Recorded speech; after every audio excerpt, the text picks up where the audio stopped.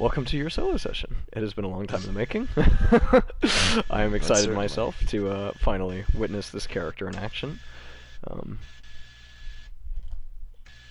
as you know, this will conclude the solo sessions this session, and we will, after this, get into the actual session. So I'm kind of excited to be wrapping these up with your character. Um, I'm eager to be finally a part of this yes. grand creation of yours. Yes, hopefully it's grand. We'll see, I suppose. But okay, yeah. So as mentioned previously, the title of your session, your solo session today, is Soulmates. Um, so I guess go ahead and introduce me to good old Kaz. Alrighty. So, Kazara was a drow born of a fairly prestigious yet simultaneously very awful position. He was born with silver skin but silver hair, meaning while he thought to be blessed by Lolth herself, silver hair made most people think he was defective, typically in the mental department. Something that a lot would consider to have been turning out to be true, for he did not behave like most normal drow, being raised into a very sheltered political lifestyle, though still trained in many martial combat abilities. He didn't go through a lot of the trials and tribulations that most drow do at a young age. For the most part, he was just a piece to be used and bargained with between families. Though some people worshipped him and thought of him as a priest of Lolth herself, a lot of people saw him for the silver hair rather than the silver skin. A truly defective drow. Yeah. Um, he had been married into a rival family, um, and of course, to a mate he did not much care for, and she did not much care for him. But politics. Following some tricky, tricky scuffles with a friend that Kazara had made in that family, um, he had been eventually accused of murdering that rival family's mother when it was, in fact, the son of the mother, his friend, who had done so, and basically blackmailed Kazara. Of course, Kazara didn't have much to stand on, you know, rival families, and an infiltrator, being him, into the family would be a very clear suspect, especially in Drow society. There would be no judgment, there would be no trial. It would be, well, yes, obviously he's the killer. Let's kill him and raise our standing, for we Yeah. have killed the silver man. So he ran. He ran with a, you know, a woman he had thought he had gotten along very well with, um, and he basically ran as long as his legs would take him, and woke up with a dagger in his throat by none other than that woman. Um, and that is when his, well, connection to a like ancient entity, um, he would later know as Varian, really truly began. It was always connected to her in some sort of kind of twisted way, but this is when it actually became a true connection, for they had died in very similar ways.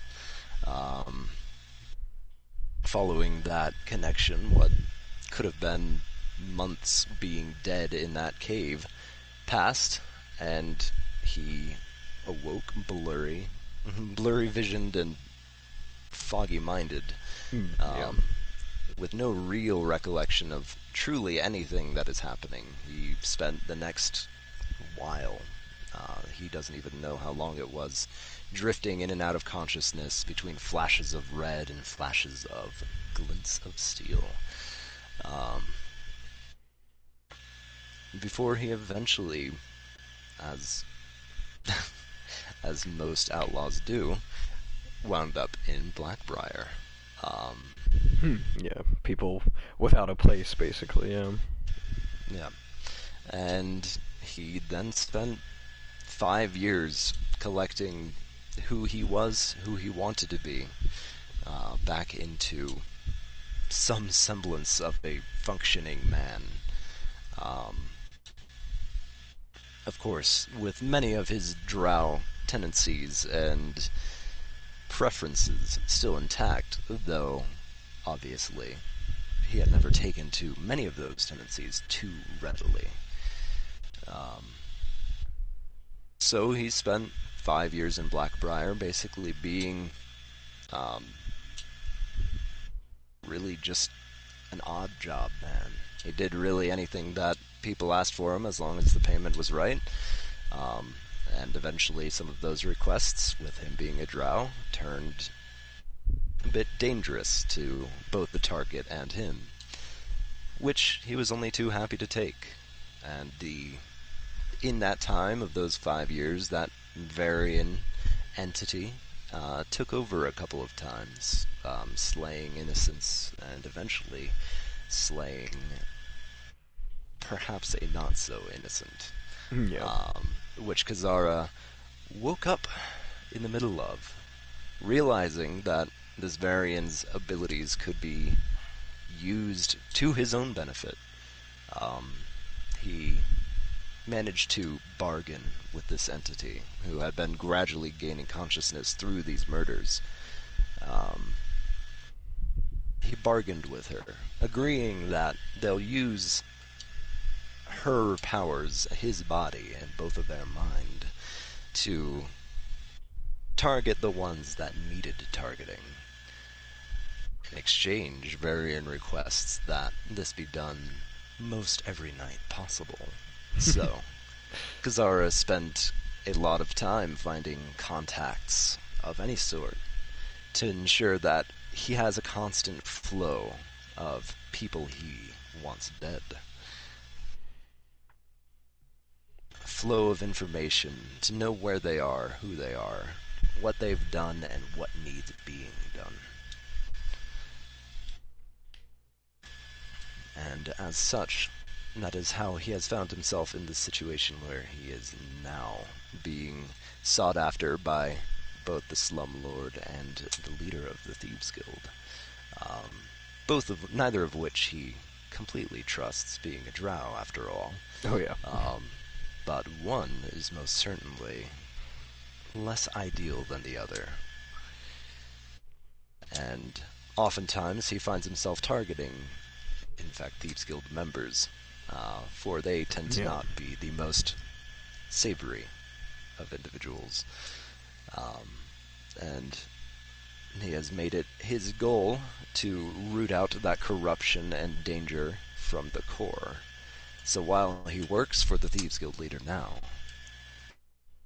he does wish one day to carry his head and throw it from its tower.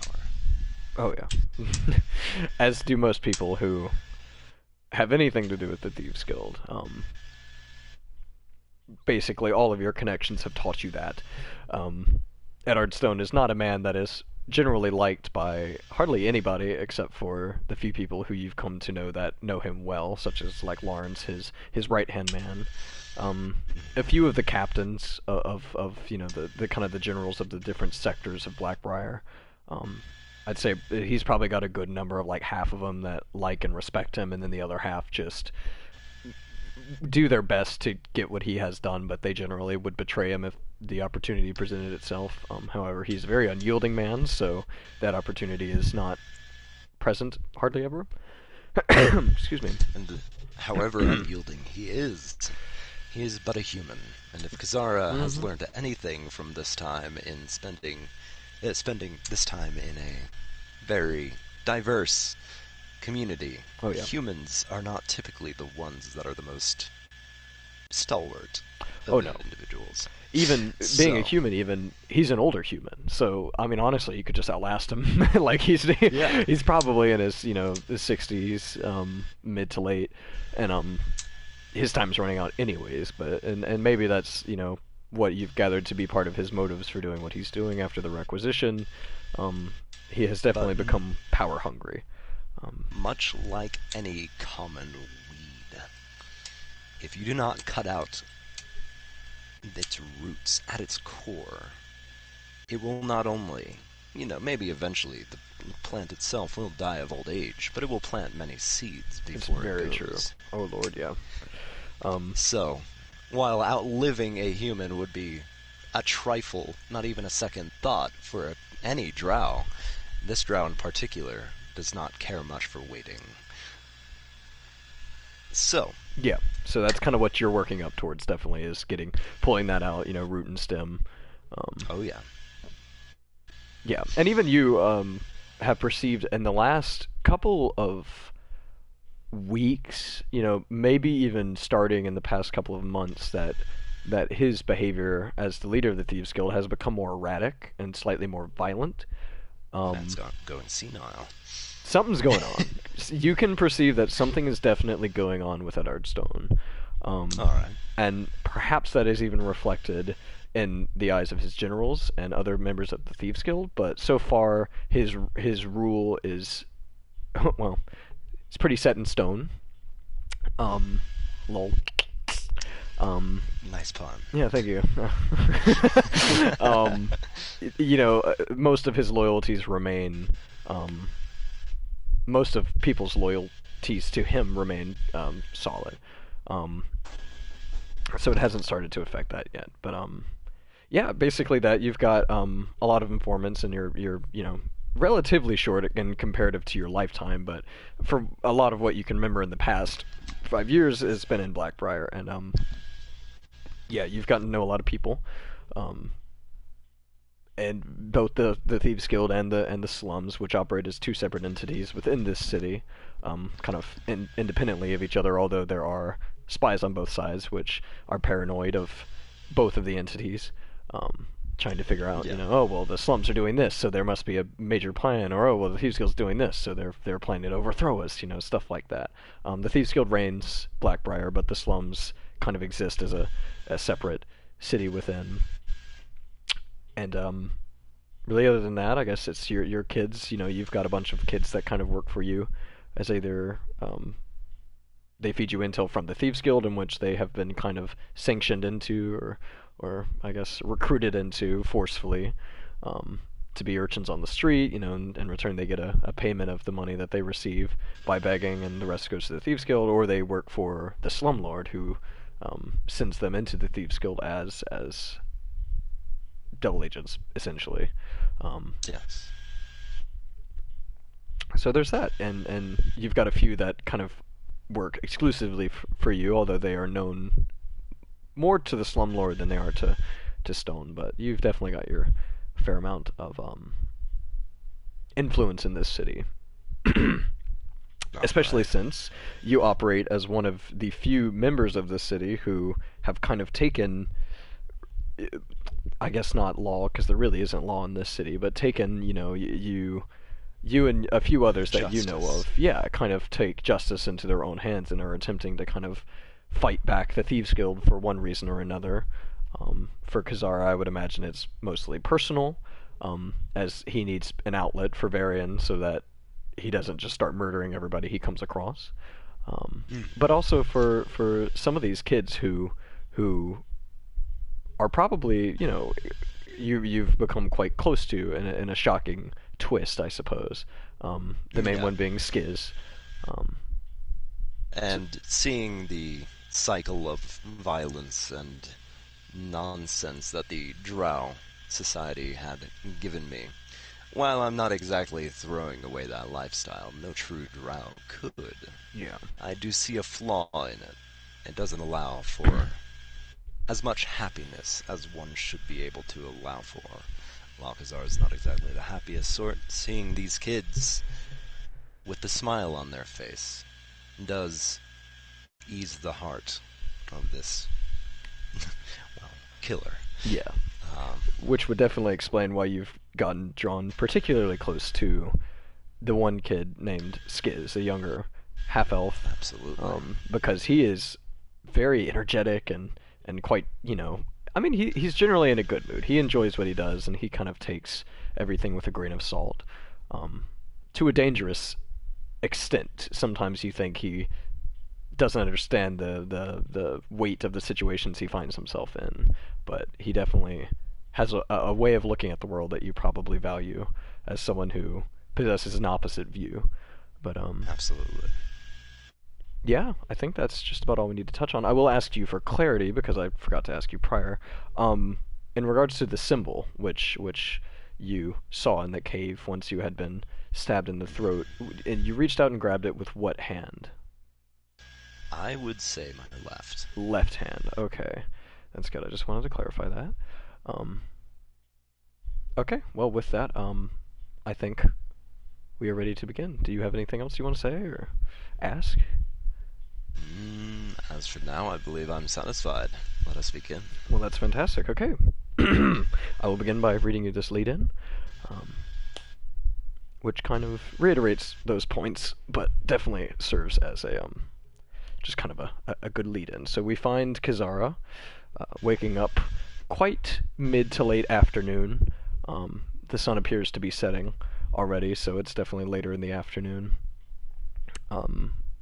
As he sits in his living quarters above Wraithway, deep in meditation. So, the dust hangs heavy in the air, as per usual. It creates an atmospheric haze within the room that, in a strange way, helps you to meditate, you think.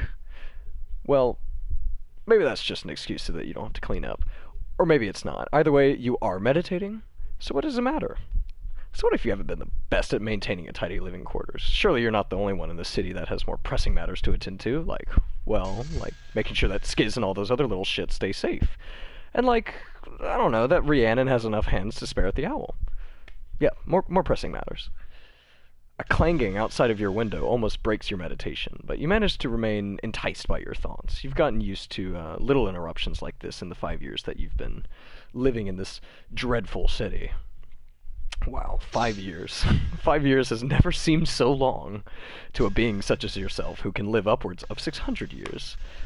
The days in this city seem to trudge along, painlessly slow sometimes, as if an anchor has been tied to the sun, which is entirely ironic, seeing as you never actually see the sun here. The constant gray, overcast clouds at least save you from that burden. That's 5 years of trying not to murder every Thieves Guild member you come across, or generally trying not to murder anyone that you come across that rubs you the wrong way. A constant urge, which is no doubt your passenger's affliction. Generally, you can avoid the urge, erase it from your mind, not in a fashion too dissimilar from how you subdue both the noise that the noisy cretin which lives below you seems to be quite adept at generating, as well as the urge to stop them from generating it, permanently. But there is that thing, always present in the back of your mind, it seems, that ringing, which typically coincides with an itch on your palm, your left arm, the one with the scars. An unusual pattern, like broken glass. If only you could remember but a single detail of what happened. It all seems so distant, yet so close, as if hidden just beyond your sight by a dense fog. A moment, before which you were on the run, after which you were lost, searching for something. A place maybe, a person, a purpose, with an unknown voice, an unknown presence somewhere within you, taking over, mixing together with your very being, your very soul, forgetting at times who you even were. Now, of course, you know her name, Varian. You coexist together within a single form and possess the ability to differentiate between yourself and her for the most part. Some things, however, like certain emotions or memories, or even urges, seem to get muddled in their execution. You get flashes from time to time of what you can only imagine to be her life. A dark world with gray skies, a volcano looming wreathed in ash and flame. A town with trees of black bark and fluorescent leaf below a stone keep. A throne stained with blood. Pleasant stuff, really. You yourself have retained most of your memory after what happened. Happened. It's just the one specific moment, the specific memory that you cannot differentiate between. You remember blood, an inability to breathe, a pulsating, stinging pain in your neck. You remember a symbol, or at least the shape, the most basic form of one. Are these memories yours or hers? Are they perhaps even both? There it is again, that ringing noise resonating within you, rattling around your head like an unsecured ball bearing. Okay, that does it. It's been about 4 hours. Let's get the shit started.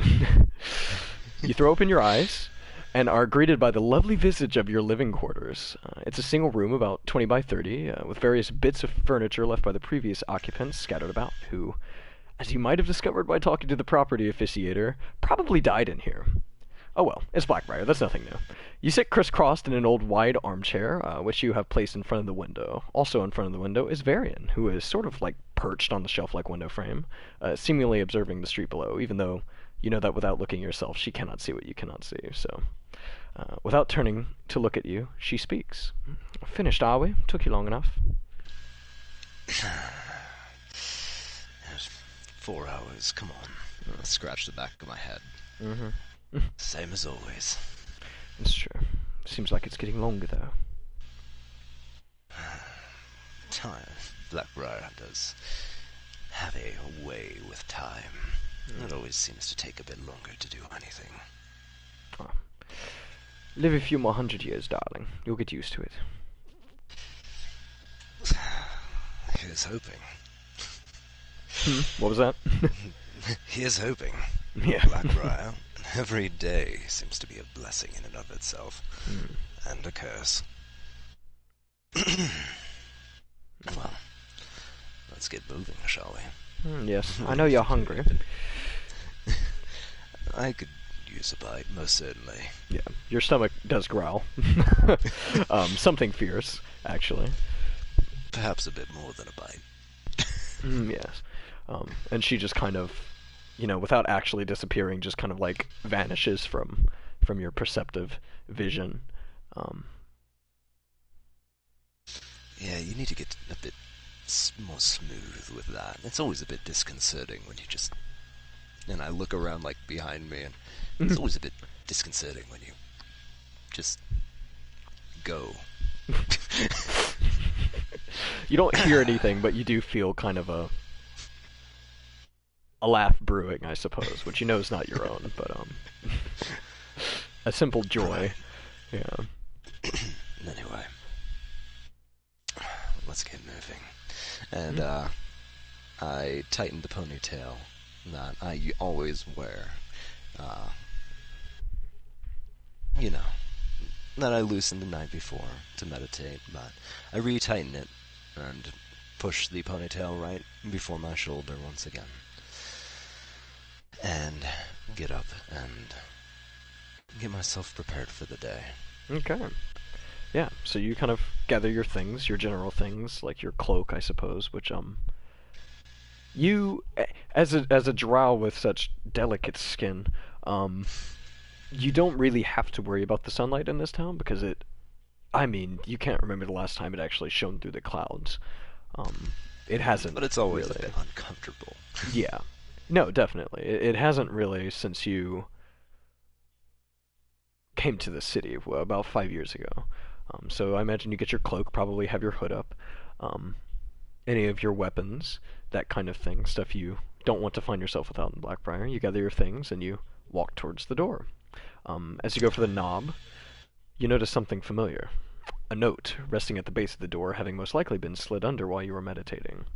This is Skiz's M.O. What the fuck I had to get up to this time? And I bend down and pick up the note. Okay, so you pick up this note. Open it. It's not hardly sealed. Like, there was an attempt to seal it, but it wasn't very successful. And it reads, "I got something for you. Maybe big catch. Meet me at Little Mall's." Say what you want about the kid. He's a good informant. It's true. Best we have, at least. Best we can hope for. Yeah. So, what you can interpret from that, because you understand really everything he's trying to say. Big Hatch typically means that he's found something big, a good bit of information. Little Maws is an alleyway behind the Gaping Maw Tavern, which is not far from where you live. Alright. Okay. So, I tighten my cowl and pull up the little scarf before my face a little bit more, and let's get to it.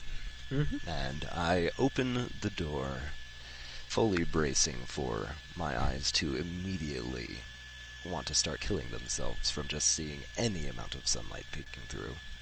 Well, you open the door into a hallway. You are on the second story of okay. of a kind of a what would be considered somewhat of like an apartment complex for the time, I suppose. You know, just what might have been an old inn at some point, which had been converted into more of a permanent living quarters. Alright. Yeah, so you walk out of the door down this narrow hallway, exit through a door at the end, which does open into the exterior of the building, and go through that motion, and yeah, no, there's no sun. It's actually a particularly gray day today. Oh, fantastic. And the sun appears to be just on the verge of setting, so it's already getting a little darker, but, you know, towards that one direction, there's definitely a bit of the sun peeking under the clouds, but not shining directly on you. Alright. So you descend down this rickety old wooden staircase that's on the exterior of the building, which leads to a narrow alleyway, from which you step out onto Wraithway, which is the busiest street in the entire city, which you live above. Actually, you've got a pretty nice spot.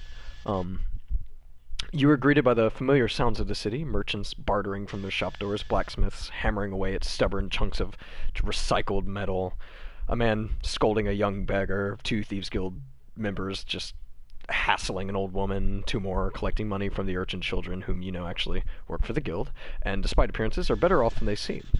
Still, it isn't the best life, not even close. Little Malls will be to your right. The Drunken Owl is to your left. Alright.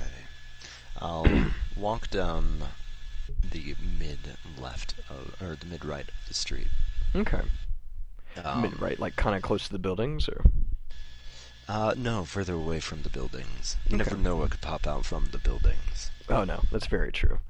And you would definitely know to stay conscious of that kind of thing. So, And even dangers aside, the first couple of years I got a few too many doors opened into my face. Yep. So. Just walking. Yep. Oh. Yeah. So yeah, you head to your right. You start walking in the direction of Little Malls, where you expect to meet Skiz. I'll tell you what. What's your passive perception? My passive perception is 10. 10. Okay. Would you be kind of keeping an eye open for any fishy occurrences? Of course. Okay, I will request a perception check from you then. Alrighty. Let me give that to you. Perception. There we go. I got a 7. Okay. Nothing seems too out of the ordinary, although you do spot kind of spot an extra amount of Thieves Guild members. But just kind of going about doing their thing, standing by buildings, you know, watching. Nothing too dissimilar from what they normally do. Alrighty. You walk for about a minute. Nothing noteworthy occurs. Just another day out on the town. Until, and this would be hard to miss, so you would definitely see this, kind of from within this flowing mass of moving people that go along this street, you spot a figure standing still just in front of you, facing you, just literally just standing in the middle of the street, kind of, you know, popping out a hip, just kind of posed almost, just standing in the middle of the street looking at you. You recognize her as Arfan, the guild general of the area that you live in. And she's meeting your eyes directly, standing in front of you. I hesitantly slow to a stop, so a very casual slow. Okay. Kind of balancing my weight a lot. So as I take my last step to stop, I kind of sway forward and to the side. Right. How can I help you? Hmm. Yeah, she just kind of gives a smirk. Just says, "Oh, where you headed to?" Just looking about the town. Much like Okay. a lot of the folk Okay. going by. Yeah. Well, I hate to interrupt your day plans, but I'm gonna need you to come with me. May I ask why? She kind of her sight line shifts from you to over your shoulder. Behind you, you hear. Oh well, also so kind of the crowd once they kind of see you stop and her stop, they kind of like fold around you almost, like rocks in a stream. Um, from behind you, as she kind of looks over your shoulder, you hear several feet approaching. Um, and from behind you, you hear a voice sound. The boss wants to see you, Kaz, and let me tell you, it's not the day to piss him off. This couldn't wait, like, 30 minutes. I ran out of, I needed to make a run for eggs. Um, do you turn around at all to see who's standing, or are you still looking at our fan? I am still looking at her. Okay. It's a her, right? Her, yeah. So in front of you is her. So you hear kind of just squishy boots in the mud as they walk around you, and Lawrence, who you know is Edward Stone's right-hand man, kind of makes his way around you into your sight line to meet your eyes, standing between you and Arfan. And he just kind of looks not worried, but like he's kind of been at it all day, kind of tired, and he just says, "I'm afraid not." Rough, eh? Um, you do notice as he kind of walks around that several guild members have positioned themselves behind Arfan, probably about 6 or 7, are standing behind her, and you can't see them, but you can hear several kind of shifting feet that aren't walking, standing behind you as well from where Lawrence came from. Look, lads, and I kind of, put up my hands in a show of, I'm not holding anything. Yeah. Look, lads, there's no need to make this violent. Look, I'll man. go with you. Yeah, you come easy, there won't be no need for any altercation, okay? We won't take much of your time. Yeah, my word. Look, I'm just a small little elf. I mean, come on. What could I do against all you? Anyway, I suppose, well, Lawrence. Should do I? Yeah, right this way. Alright, so Lawrence starts leading you further into the city, in a sort of like a convoy of guilders, right? So he does not seem to be taking you to the Corvellian complex, which you'd normally meet with Stone at. So that strikes you as odd, potentially. Lawrence, flim today. So, yeah, that strikes you as odd, kind of. He's leading you deeper into the city. Might I ask, Lawrence, this seems to be an unusual direction to be taking me in. I'm not one to question your judgment, of course, but I don't imagine this is the fastest way to the boss. It's been an unusual day, friend. Come on, we're almost there. So, you do recognize, though, on the current course that you're on, that you are actually going to pass by Little Maws, the alleyway which Skiz is waiting for you in, so... Alrighty. Would you like to kind of peek in, see if he's there? I will try and attempt to do something to maybe just halt the envoy just a little bit. Something as simple as, hold on, my cow's getting in the way and my skin's starting to burn.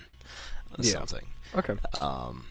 And as I do, I'd like to check inside the alleyway. If he's there, I'll throw a little slip his way. Not really with anything written on it, because obviously I don't have time. Yeah. But to indicate, hey, I see you. See me. Yeah. This is what's going on. Okay, yeah. So, give me another perception, then. Are you... okay, so, well, first, I guess, are you trying to do this stealthily? Um, Not particularly. Okay. Honestly, in Blackbriar, I don't imagine too many people would bat an eye at me throwing a piece of junk in an alleyway. That's true. Yeah. So, yeah, give me a perception. Alrighty. Just to see if you can see him if he is here. Okay, that one's not bad. I got an 18. Okay, yeah, so you do see him behind, he's kind of hiding behind several crates that have been stacked outside of the back door of the gaping maw. And he is watching you. He's looking at you already, and the convoy pass, and he's kind of got a perplexed expression on his face. And what I'm going to do is I kind of meet eyes with him, and I'm going to like scratch around my cowl, like trying to adjust the scarf. And as I do, I'd like to just take a piece of like just odd paper, like loose something junk that I have around, because I don't imagine Kazara is keeping his cowl too clean. Yeah, it's you know, you gave up a while ago in this city.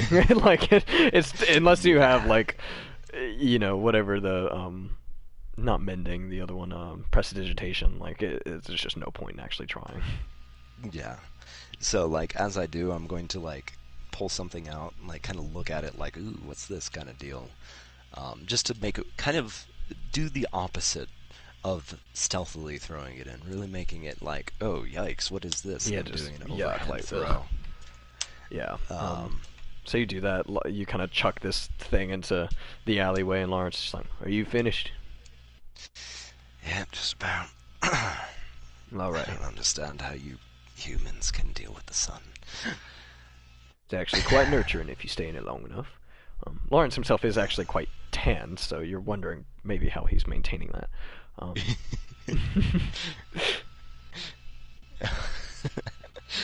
Nurturing, you say? Yes. I'll take your word for it. I guess you'll have to. We don't get much sun in this place anyways. Are you ready to keep moving? Yeah. We don't have a lot of time, and I'm trying not to waste yours, so... Lead on, friend. Lead on. And lead on he does. He gets the convoy moving, and he leads you, I mean, really just a little bit past that alleyway. He turns a corner, probably like at the end of the block that the alleyway is on, and there's a storefront on the opposite corner. It's on Percy Street and Relic Avenue, as you would know. And there, you just see a building just being swarmed by guilders. There's it just looks like all around this one particular storefront, it just looks like an upset beehive of Thieves Guild members. And through the ever-shifting crowd, you can definitely tell that some shit might have gone down here. The front door of the shop is missing as he kind of weaves you through the crowd. It looks like it's been blasted off of its hinges. Day's hardly started, lads. You guys already embroiled into full-time war.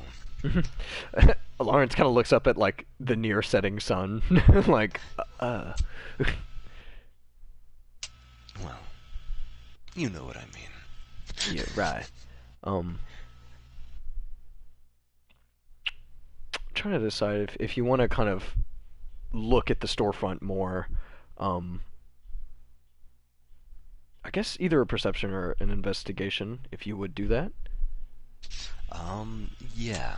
I don't imagine he would take too much, like too great of an interest, so I'm going to say perception rather than investigation. Okay, yeah. He's just trying to see.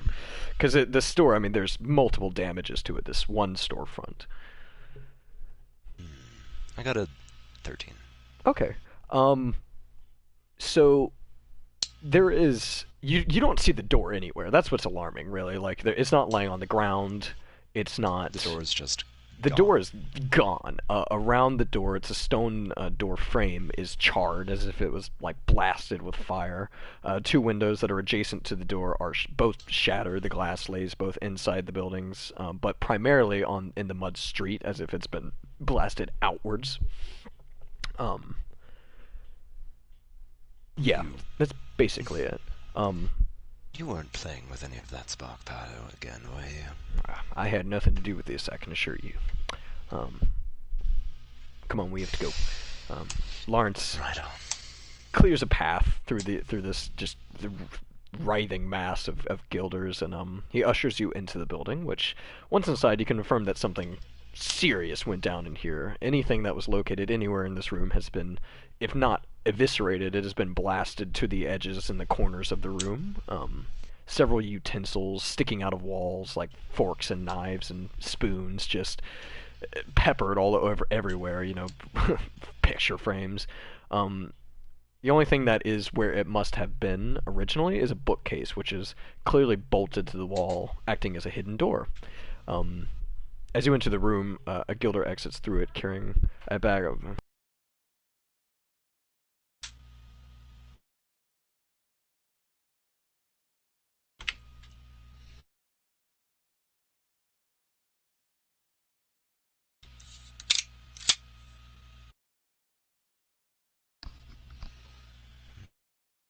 All right, sorry.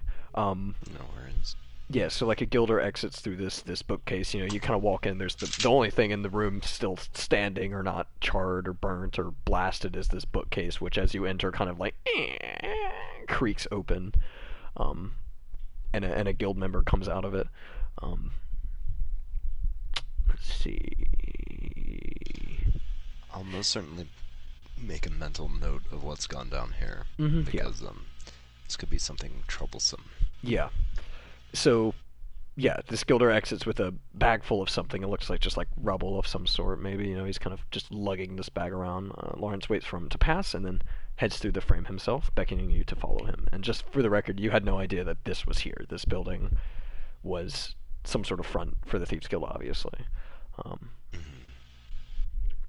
Well, I won't ask any questions because I obviously don't want to grate on his nerves too much. While I may be irritating at times, I know when to keep my mouth shut. So A worthy quality. Yeah. I'll follow right in. Okay, so he leads you down a long winding staircase, at the base of which is a long hallway. The walls and the arched roof are made of cobblestone, which is an architectural sign that you are now in a section of the vast undercity network of tunnels that the Thieves Guild uses for various purposes. Before the requisition, you know that they operated largely from tunnels like this all throughout the city. So you are kind of in like old Thieves Guild territory. Along the hallway on both sides are kind of retrofitted like large prison-like cells that neighbor each other. All of them are empty from what you can tell. Lawrence continues to lead you down this hallway. Several cells like down from you, you can hear kind of like an angry voice shouting, a familiar voice even. So as you walk down this hallway, you just kind of hear, "I don't want you to look for her. I want you to find her. I want you to bring her to me. You got that? Get to it, you bunch of lazy freeloaders." From a cell on your left, a few down from you, a drow and a human emerge rather quickly and begin walking your way. You recognize both of them. The drow is Fresic Luthrian, the general of the area that borders Arphaeans to the west, so kind of like slightly northwest of the area in which you live. And the human is Aim Cloudthorn, the general of the area to the south, the area that the Drunken Owl is in. Alrighty. As they emerge, I will pull back my hood, as we are not only indoors, but dangers of keeping your hood down in such dangerous company can be a little troublesome. Yeah. And as I pull back my cowl and see them walk past, I give a slight nod to them passing by. And carry on. Aim does not pay. He pays you little mind. He looks like he's very stressed about something. He's very fretful.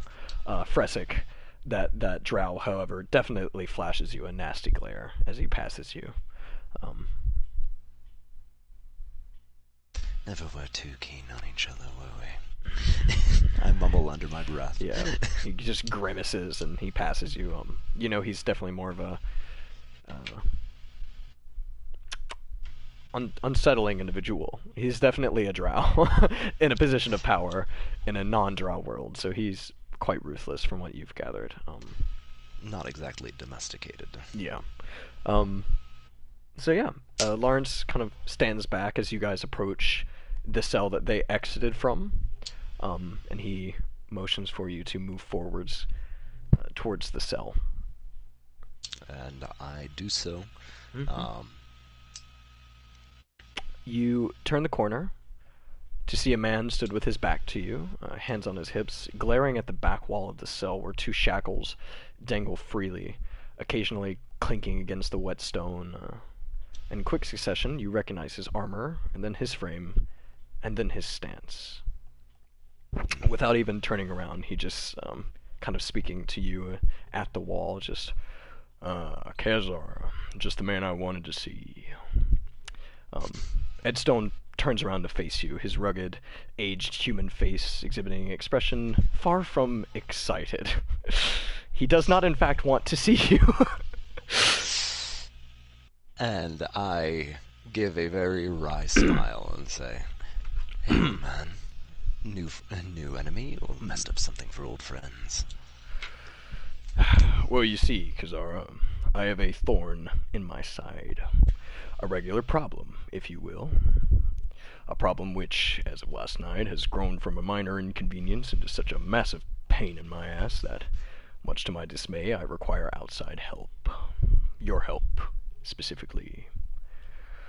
Word around town is that you're not so bad at handling pains in asses. I guess it's, takes one to know one, huh? I'd say us pains in the asses tend to know how to root out such pains in the asses quite readily. Well, that's good. I'll make it quick. Here's the situation. This ingrate, calls himself the Watcher, has taken something from me, something of great value, and judging by that sheer brazenness of his, Stone kind of like looks around the cell pensively, approach. My bet is that he thinks very little of what the guild is capable of. I need you to find him. I need you to capture him alive. I need you to bring him to me. You got that? See, alive is a bit of a sticky stipulation you added there. I usually don't do alive. Well, we are prepared to pay you. Let you pick your price even. But, just in case you decide to disrespect my utmost courtesy, or mistake it as a sign that you have a choice in this matter, let me remind you that you live in my city, as do your little followers. Now, and he kind of like holds up a finger, kind of like, no, I'm not finished. Now, I don't know what's going on there. Something tells me you don't want me to find out, so for your sake, and for their, let's say, well-being, I'd go ahead and get to work if I was you. Lawrence will sort you out and answer any more questions. He kind of like turns his back.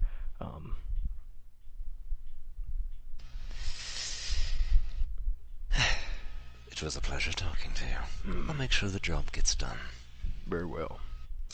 Lawrence kind of like awkwardly shuffles up behind you. Lawrence, I've been told you have additional information for me. Well, if you have any questions, I can do my best to answer them. Alright. Well, I assume we should probably excuse ourselves from the office. Right. Or, yeah. well, cell, but any room becomes an office with the boss around. Let's go. That's true. We should probably, yeah. So he kind of walks you back out of the tunnel, up the stairs onto the street. The sun is definitely setting now behind the clouds. He kind of looks at you like, yeah, if you have any questions, now's probably the time. I keep my cowl off for now, since the sun is setting and all. Yeah. So, this Watcher, I've heard things, I've heard rumors and little stories, but I assume you'll have real hard information for me. Well, I'm afraid not, actually. We don't know a lot about him, and that's kind of the big problem. He's been, impeding on our operations. You know, trying to run a city isn't an easy thing, and just several people in the city don't seem to understand that. You know, we're working for the good of the people, but he is very coordinated, as this attack shows. Um, really, all I know is that he took something from the boss, prisoner of some sort. I don't really know any further than that, and well, as you can see, the boss is not too happy about it. So, you expect me, a lowly cutthroat, to find the information I need to cut a throat? Well, But not no. quite. Probably should bring Capture him back alive. of course. Yeah. Yes. That's I- good. It's going to be quite a Look, sticky situation. I'll be honest with you. I recommended you to the boss, because I know how well you work. You're not affiliated with any of us people here in the guild, and quite frankly, you know things that we can't just because people try to keep secrets from us. You know, that's no stranger to me. Obviously. So I think if anyone has a chance of finding them, it's you. Well, I thank you for the recommendation, but I will also say you put my head in a very, very sticky guillotine here. Well, we're prepared to pay you. Speaking of, what do you want to do this? Well, of course, I want as much as you're willing to give, and more. But what is fair? Capturing someone alive, I mean, that's no less than 100 gold. Alright. How about 100 gold now, and 100 when you finish the job? Make it 125 now. I have something I need to pick up. Alright, 125 now, 75 when you finish the job. 100 when we're finished. He looks at you and he whistles for a guy, guilder, come over, and this kind of... A Thieves Guilder comes over, who doesn't look like a thief, kind of a skinny guy. He's got, you know, kind of like misshapen spectacles, and he kind of has like bags on his belt. And he comes over, and Lawrence whispers something in his ear, and he goes, "Oh, okay." And he pulls a bag off and gives it to you. He pulls another bag off and gives it to you, and then he kind of pulls another bag off, and he like shakes it, and he like opens it and looks in it. He grabs like a handful of coins out and gives it to you, and pours them into another bag. And Lawrence like waves him away, and he leaves. Well, that's 125. That should do it. Absolutely. And I have one last question for you, my friend. Yeah, what's that? You just need him alive. Do you need him unharmed? Or can I break a leg or two to make the transport a bit easier? We need him to talk. As long as he's alive, he can break whatever you want. Can and will do then. Just before you leave, I wouldn't take Master's word lightly. He's done worse things to kids, and I know your relationship with yours it's nothing to them as my own. Exactly. So I really would heed his warning, as awful as he is. I kind of flash a very knowing smile. Oh, trust me, I'm well aware. Right, I guess you should probably get back to it, as will I. And he kind of like gives like a very just disconcerted sigh, like he's under pressure, you can tell. Okay, and he kind of turns and he walks back into the building. Good luck. So yeah. And I turn and walk away myself. Okay. Where are you headed, to Little Malls? Yes. Okay, so it's only a few blocks over, and you hope Skiz is still waiting for you. You arrive back at the alleyway, and like a jack-in-the-box, this young halfling, not halfling lord, this young half-elf emerges from behind that same stack of crates by the back entrance to the gaping maw. Just like, what? He's just, dude, what the fuck was that about? Thought I'd have to rescue you. Hey, Skiz. Now I just got a job. Oh, that's nice. Anything important? And he like rubs his fingers together like money-wise. A little bit. Bit of a payout. 200 gold for now. 200 gold? Capture Oh my it. god. I could buy a mansion with that money. Indeed, you probably could not actually, no. But it's a healthy living wage there. But job, capture the Watcher alive. Are you going to do it? I don't really have a choice now, do I? Well, I thought he was on our side. As did I. But it's a choice between the Watcher or the kids.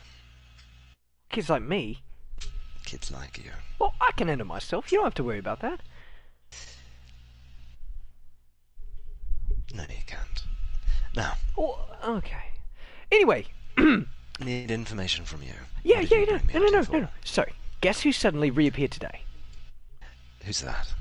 None other than Freddie fucking Mason. You know, little Maiko's dad, who disappeared about a year ago on official guild business. Right, dude just stumbled out of an alleyway down by the split keg. Anyway, I was talking to Spinner, who just talked to Maiko, and apparently this guy doesn't remember who he is, where he came from, or anything. Spinner says he's talking gibberish, right? But here's the kicker. Apparently, even though he's plumb fucking crazy, the guild wants him gone. So, Davey says he overheard Haradim saying something about sensitive information. You know how he talks. Right, so Haradim sends a few guys to Mother Monarchs, right? To deal with Freddy. But whatever he's saying saves his life, so instead they get him out of there and take him to the Corvellian. Anyway, so, whatever he told them must have shaken things up, because now Haradim is meeting with Cloudthorn in a secret, meeting tonight, right? Presumably to discuss whatever Freddy said. Oi, Skiz. Yeah? Cut to the chase. Why is this important to me? Well, that's it. They're meeting. Something's wrong. Did you hear anything I said? I had someone tell something about someone going insane. Okay. So, Maiko's dad. You remember Maiko's dad, Freddy, right? He disappeared about a year ago. Yes, right. Okay, mysterious guild business. That's what they said. Him and a bunch of others. Still haven't returned. But he came back today. He just walked out of an alleyway down by the split keg. You know the split keg. Yes. Okay, so he's talking gibberish, right? He's gone mad. He's gone mad. It's just like he never left is the thing, right? He's barely touched, hasn't aged a day. Especially for a human. Or is he a half-elf? I might be thinking of someone else. Anyway, so he must be saying something right, though, because the guild wants him dead. And you know how the guild is. They don't let people live if they have sensitive information. So, So you want me to head down there, investigate what this meeting is, and potentially save this man's life? well, they saved his life. He didn't die. They got to him. Instead of killing him, they took him to the Corvellian. So I don't think you can get to him. But Haradim, you know Haradim, and Yes. Haradim is the half-orc general who rules one of the southern portions of the city. Yeah. Yeah, Haradim is meeting with Cloudthorn, right, in a secret meeting tonight to discuss whatever Freddy said. So, they're not meeting with the boss about it. I'm assuming it's something big. I'll go see. I'll go see what I can look at. Okay, great. As for now, we need information on the Watcher. At the very least, if I can't capture him, I need to make sure I make a pretty compelling case that I damn near tried. It's true. But that's for now. And I pull out the 25 gold pieces and give them to Skiz. Oh, he looks like you just fucking gave him a brand new car. He's just his eyes are wide and glowing. Thanks for the information, as always. I'm going to be needing some more down the road. Okay. So, I'm going to go see what this meeting is about. Right, yeah, no, they're meeting in the alleyway between Bertrand's and Bell's, right? At 9 o'clock. 9 o'clock. What time is it now, what'd you say? Ooh, probably I don't know, 7 maybe? He's kind of looking at the sky. The sun's kind of just, it's not dark yet, but the sun is down. I've never bothered to learn the whole sun thing. It's too much of a hassle to look at it. I don't know, Anyway. 98 actually. He's kind of like looking at the sky still. I think I have time. Anyway, I've got to go down to the smithy. Told Ruben I'd help him with his chores. Good luck to you. Don't Yeah. spend it all in one place. Thanks, Kaz! And he's just gone. Like, holds up the the gold bag. Right. And I kind of turn around, look back down the alleyway, and kind of, like, put a thumb to my nose a little bit, kind of wiping it off, and guess it's time to go see what that's about. Yeah. And start heading down to where the meeting is taking place. Well, you do have, like, 2 hours before the meeting starts. Yeah, I do. That's true. I do have 2 hours before the meeting starts. I want to be there at least, knowing how most criminals work, and especially people like this, they'll probably get there a bit early. You know that it is a relatively short walk from Little Malls to the Drunken Owl. So I'm going to go to the Drunken Owl. A wise decision, friend. Like, as I'm thinking about how long it's taking, my stomach goes again. Yeah. You just hear like a in the back of your mind, like. So yeah. All right, I head down to the Drunken Owl then. Yeah. So it is a relatively short walk from Little Malls to the Drunken Owl. You walk east on Sabre Street, turn left at the Watchtower. On your right is the river, which you can kind of peer down into. The water itself is not rapids, but it's picking its pace up. But it's relatively calm, I'd say. Let's see. I'm sending that to you, I believe. So you're walking along the river, under the Watchtower. You walk along the bottom balcony of the Drunken Owl with a very large barn-like structure, which serves as the tavern proper. Trying to find a picture. Okay. Hold up 1 second, sorry. Yeah, so you observe the river. Yeah, you observe the river on your right. The lanterns on the bridges that lead over to the sector across the river are clearly reflected in the water, which, in accordance with the subtle night breeze, is actually somewhat calming. You walk along the porch of the Drunken Owl until you come to the entrance, then push open the saloon-style swinging doors, and before you're even fully into the building, a blur just like speeds past you, and you just have suddenly a tray full of topped off mugs of ale is just in your arms. That blur just kind of disappears. Take my into the cloak far. off. No, she's just gone into the crowd. You just see like a glowing flash, like shoo, and now you've got a tray of ale. And from the crowd, you just hear, "Take those to 7. Meet me at the bar." Alright. So I will kind of like flabbergasted in a way and do that walk over to 7. Yeah. Here's your ale. Yeah, there's like a group of travelers at table 7. They pay little mind as you drop off their drinks. They are quite enthralled in whatever conversation they're having. And I pay very little mind to what they're having, for I know what happens to waiters and waitresses and bartenders and anything like that. That's been a little bit too long listening into conversation. That's true. Yeah. Especially in Blackbriar. Especially in Blackbriar. Yeah. So, and as I walk off, I kind of put the platter underneath my arm and start trying to take my cloak off with my other. And start walking towards the bar. Okay, yeah. So you weave your way through the tables, and you can see Rhiannon standing behind the bar, and she's talking to Reyna, a newer hire, who you don't know super well. She's kind of pointing at different tables as Reyna's holding this like tray of ales. So Reyna walks away, and Rhiannon makes eye contact with you as you approach. She looks kind of rigid, you know. When she sees you, though, her posture like loosens a little, and she kind of leans and braces her elbow on the bar. And as you walk up, she just says, "Took you long enough? Did you mate with Skiz?" I did. Cool. Good evening. Yeah, good evening to yourself. She turns back to the bar and fills up a thing of ale, just like not the bad stuff, not the good stuff, just like regular stuff, and kind of smacks a drink down in front of you. Why, thank you. Yeah. And I take a hold of it and kind of lightly sip on it. While ale has never been my particular cup of tea, it's not bad. So, um, well, I can't be here for too overly long. I have a meeting I need to attend. Oh, really? Something important? Or?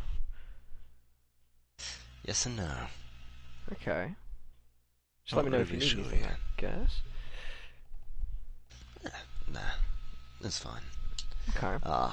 As for now, I'm feeling a bit famished, so before I do any more, do you mind if I grab a quick bite? Alright, go for it. What do you want? What's the special for today? Well, we've got a fantastic loaf of bread. You can get some cheese. You can get a chunk of meat. Nothing new. We don't have specials, you know that. I know. Well, I'll take a healthy chunk of meat and a good wedge of cheese, if you don't mind. Right. Cutting down on the bread for today. She kind of like holds out her hand expectantly, and then she whips it back. She's like, "Oh, sorry, force I have it." She. I can pay if you need me to. No, it's okay. It's on the house. So she kind of goes into the back room where they brew the home brew, and keep some of the stores, and comes out with a kind of like a hand carved wooden plate of sorts with just various like chunks of different meats, perhaps maybe some cow, or maybe some pork, like just a few different types. I guess we'll call it mystery meat, but it's not loafed together or anything. It's just various pieces of meat. She slaps it down in front of you. Looks as appetizing as ever. No, thank you. Made it myself.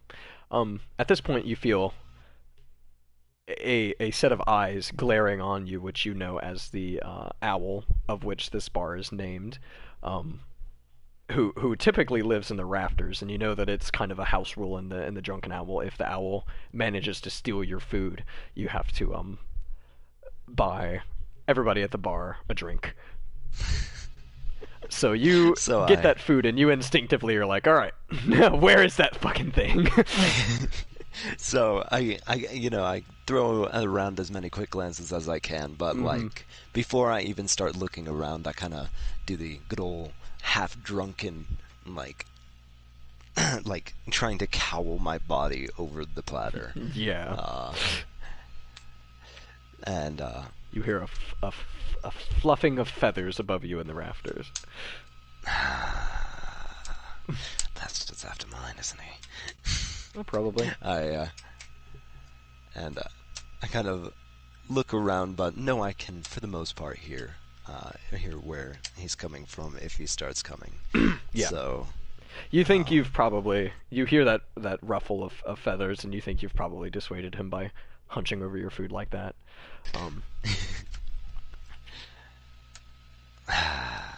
You should have seen the fucker earlier today. He fucking ran right into the bar. Oh, really? Yeah, I know. Yeah, you should have seen this guy, actually. Big fucking guy. Goliath, I think. Except he had a beard and hair. I don't know. Go on. Yeah, no, he got food. He got a meat chunk as well. He and his partner. She tried to fucking steal the food right off his plate, yeah. What was that, sorry? Goliaths aren't common around these parts. You've seen him before. I mean, maybe one or two in my lifetime. Not like him, though. He looked different. It's probably the hair. Definitely new then. New people to Blackbriar are always something to worry about. Well... Well, we get him here. We're right on the river, so... Yeah, that's true. Well, yeah. Not that sort, though. Not usually. Busy day, otherwise. Oh, regular stuff. Pretty busy. Yeah, no, we actually, good turnout today. We had a lute, flute, drum back, early in the day playing music, so always nice to have them. Always very nice, absolutely. Yeah, you should drop by, see him perform sometime. I know you like the music. Um, there was this one guy, Usually our actually, schedules too. don't add up. Yeah, Go no, on. guy, he had a drum, did some sort of orcish music. Mark over there, and she points to like a half orc who's like passed out in the corner. he's like, Uh-huh. oh, you know him. He's had a rough day. He didn't win the tavern brawl today like he normally does, and well, this guy actually cheered him up a bit, so that's nice. Nice to see him happy. Uh, both of them have rooms here tonight. Actually, maybe hang around, meet them. They're pretty cool. Might have to pay them a visit, or at the very least, Maybe, say maybe. hello. I'll tell you what, But that's actually. If you're heading out later, um, maybe keep an eye out for the Goliath guy. His partner didn't meet him back here before night fell, so he went out looking for him. So I don't know. I just want to make sure they get back safe. Yeah, I'll keep an eye out. What did the partner look like? Oh, it's just a little halfling guy. Sends in. I don't know if you ever met him. He comes in from time to time. He's a guide in these parts. Right. Yeah. Okay. I'll keep an eye out for both of them. Right. Were you saying something before? Did I? I can hardly remember. Probably was nothing. Well, and I kind of eat what I can of the meat and the cheese. I'm not. While I am hungry, I've never been one much to eat a lot. So, Yeah. I scarf down what I can as quickly as I can because I know Rhiannon's probably not just going to want to chat here all day. She's probably going to want me to do something. I mean, knowing her, you can tell she's of two minds. She's tired. It has been a long day from what you can tell. So she's enjoying the break, but she knows, yeah, she's kind of like, while you're talking, she's not going to pursue people at the bar, but she's definitely kind of like keeping an eye on things, but she's enjoying the break from what you can tell. Okay. Well, then, in which case, I'll keep myself there, though kind of give her the heads up that, hey, I'm ready for whenever if you need me for whatever. But as for now, I'll be here. Just kind of throwing a glance down at my food and me being here, I suppose. But and so those two, you say they booked rooms in here. Yep. Any word from them? What did they get up to? I don't know. One of them, say actually, I don't know if you met her, that lady that came through a few weeks ago, or I guess a few months ago now. Said she was like a son of Trinith or something. A daughter of Trinith, I suppose. Some sort of, I don't know, Feywild guy. Yeah, we had another one of them. The guy that played the music, the drummer. He's a son of Trinith, so he's just checking out the city, I guess. I don't know. Can't say I particularly recall, but I don't know if you met her actually. She was kind of quick. She came and went. She was on her way to something else. Yeah. So him, I don't know. I sent him down to a Dot Clockwork shop to get some answers. I don't remember if I put him on your sheet or not. Okay. So you do know of Dr. Archibald Cronum, who is basically the chief historian of this town. He's not affiliated with any of the people. He's definitely like a neutral entity. He dabbles in magic from what you can tell. He's been here since you got here. He's an ally of Rhiannon's, who I don't know if you ever would have met him, but if you ever needed like history on Blackbriar, you probably would have dropped by his shop at some point. okay. But maybe not. He's open for inquiry. That's kind of his thing. He consults with people. I've probably made his acquaintance. Yeah. Besides that, probably nothing more. Okay, yeah. I'd imagine like a short meeting, but yeah, so he makes and fixes clocks kind of for money, but he's definitely a historian, so that's who she's referring to. So she says that she referred him to his shop. Other than that, the Goliath guy, he's here looking for someone he lost. She's been missing for like a year now, so I doubt he'll find her if she's even here, so that's no fun. Lost longer than a week in Blackbriar, you're as good as dead. I know, just about. That's what I told him, but he's he's trying. He's must be a good friend, I guess. I've heard Goliaths. What little I've heard of them. I've heard Goliaths make pretty fast friends. Well, not fast friends, but good friends once you do. I hope so. I'd like to have a friend that fucking big. God. Ideal. Absolutely. From behind you, you kind of like feel a hand slap like the lumbar of your back. Are you standing or sitting at the bar, actually? I'm sitting. Okay, so yeah, like you're sitting on the stool, of which there are several kind of scattered about the bar. You feel a hand, like a small hand, slap the lumbar of your back, and you just hear a voice from behind you, like, "Oh, he was fucking huge! You should have seen him." And Munch, who you know is kind of a bardic, roguish type that hangs around the drunken owl. He's not employed by Rhiannon, but he helps her with certain things. If someone's being an ass or something, he kind of can deal with it. He's a little gnomish dude. He kind of just comes up next to you and like pulls himself up onto a stool. He appears to be fucking smashed. I kind of like extend a 45-degree angle upward hand towards him, kind of like the bro clasp hand. Yeah, basically. Hey, Bunch. He just like kind of slaps it, and his hand just falls to the bar. He's like, "Anyway, what are we drinking tonight?" Not much. Just some ale. Fantastic! I would love it if you bought me an ale. I wouldn't turn it down. That's very kind of you. I kind of like glance at Rhiannon and then glance back to, and then look back at Munch, and you've got me in a good mood. And I pull a coin out. However much ale is. How much is ale? Ale is going to cost you 4 copper for the standard stuff. All right. So I pull 5 copper just to make it easy on me. I slide it towards Rhiannon and just give the guy what he's wanting. Some ale. She looks at you like you are fueling the sickness, of this character, and she just kind of gives you a glint like, and she takes it. That look. You make profits off of this.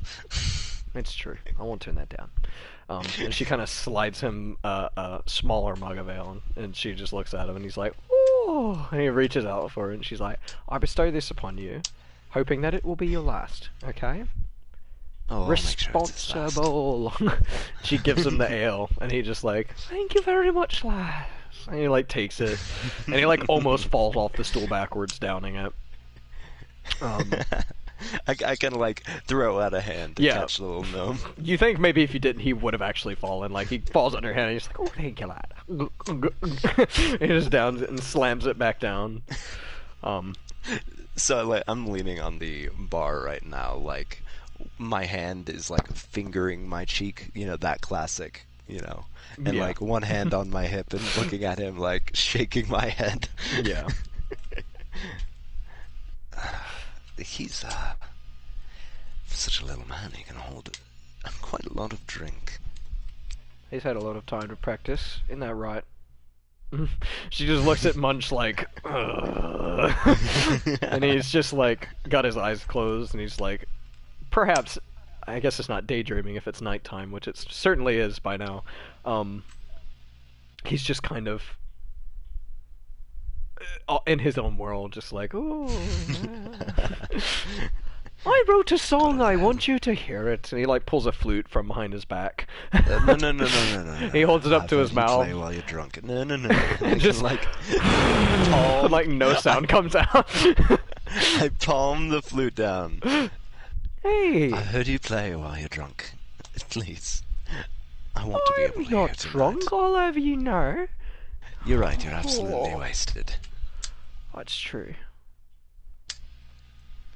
Look, you should probably find your way to something better than a stool to pass out on. He just starts crying. Oh dear. I thought you'd want to hear my song. I do want to hear your song. Just Oh, one more fantastic, solo. lad! And he pulls the flute back up. No, not right now. You see, I actually have to do something for Rhiannon, right, Rhiannon? No, yes! Oh, he does, Munch. I'm sorry. You can play him your song later. He'll be back later, right? Right, Kaz? She looks at you I'll like, be back please. I will most certainly be back later. Oh, great. That's great. Sorry, Munch. He'll be back, you know. And Munch is like, oh, okay. And he kind of like stumbles off the bar stool and just like limply walks into the crowd. I shouldn't have given him that drink.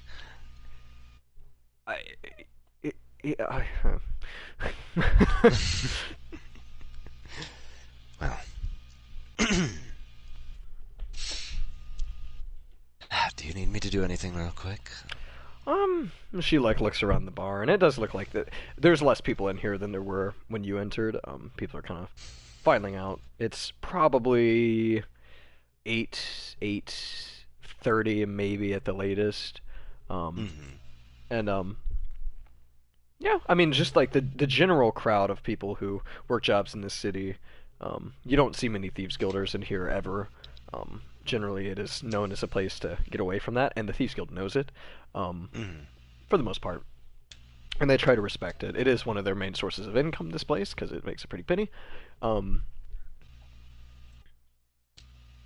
Yeah, so Rhiannon kind of like scans the crowd, sees there's not a lot of people. She draws a loose bang behind her ear, which, I don't know, maybe calls your attention to, her ears are... She is a half-elf, from what you've gathered. And Yeah. her ears have been cut to be rounded more like human ears, so, she kind of draws a hair behind her ear and, just kind of scans the place and goes, no, I think I've got it, truthfully. Alright. How's the new girl doing, by the way, that lass? She's alright.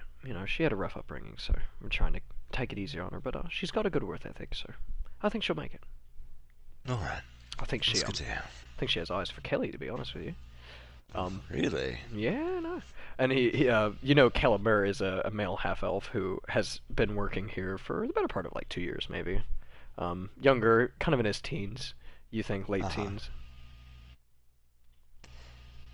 Never thought that guy would actually have any kind of looks thrown his way. Oh no, he's fucking klutz. Well, if she has eyes for him, I won't do anything but wish them the best. No, they both deserve it, truthfully. No? Yeah. Well, I believe it's about time I get on my way. That meeting's about here soon, and I need to get there early. Probably. Meeting, you said? Yeah, meeting. Oh, alright.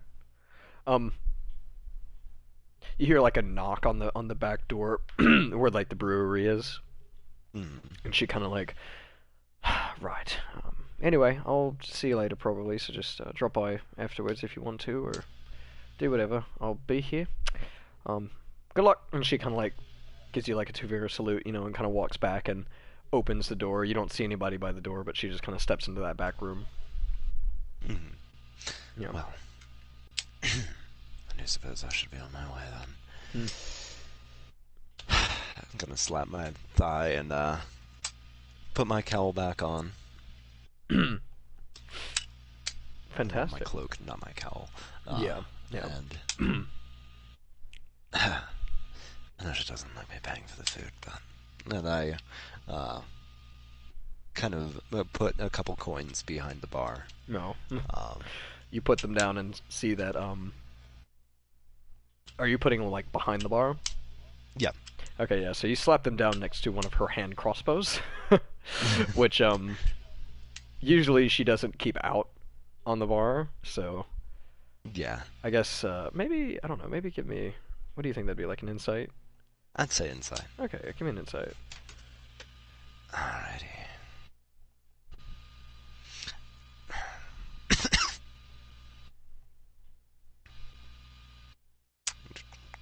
What is my insight? Oh, doesn't matter. Plus I got 0. a natural 1. Ooh, okay, yeah. So, I mean, maybe she just wanted to look at it. I don't know. Maybe she just set it on the bar, forgot to put it away. But there is, you do know that hand crossbows are her weapon of choice, and she is quite an ace with them. Actually, you've seen her shoot them at people before, and she rarely misses her target. Um, so that's kind of how she keeps things in check if things get rowdy. But yeah, it's just sitting on the bar. So. Maybe up, but Yeah.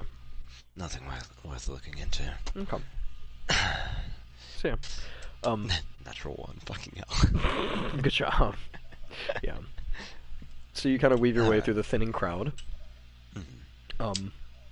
And thankfully, it really, you've gotten quite lucky with your destinations today. They are not super far apart.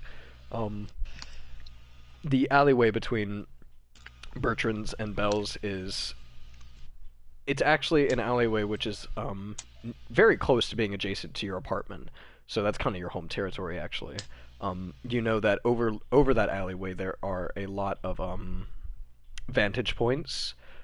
If you wanted to be like on the roofs, or there's kind of those same winding wooden staircases that lead down from your apartment on the adjacent buildings in that alleyway. So there's a lot of points to basically vantage points.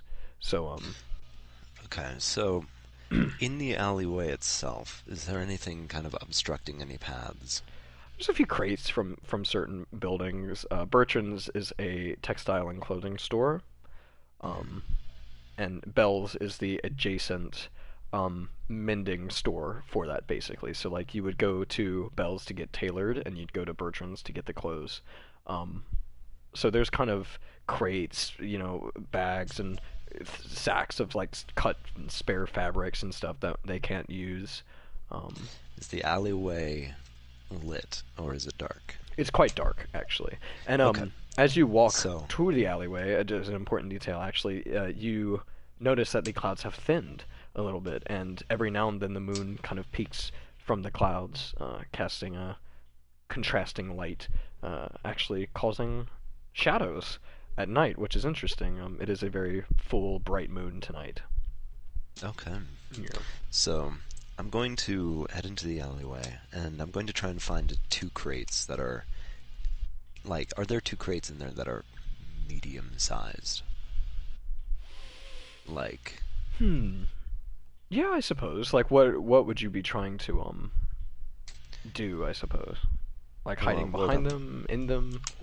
What I'm planning on is just positioning them next to each other, near each other, but giving enough space for my legs.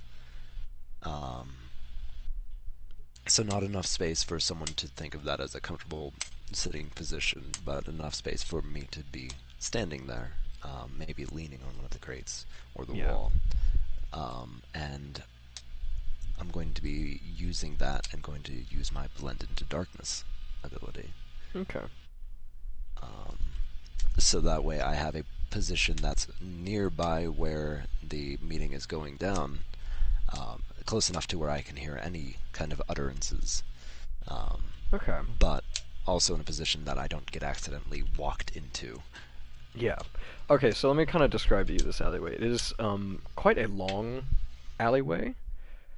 Let me pull up my map. I will say, just for your reference as well, I've looked at the map I made for Blackbriar, and I see now that it's kind of small for as large as I want the city to be, so it's probably not representative of the city as a whole, but Okay.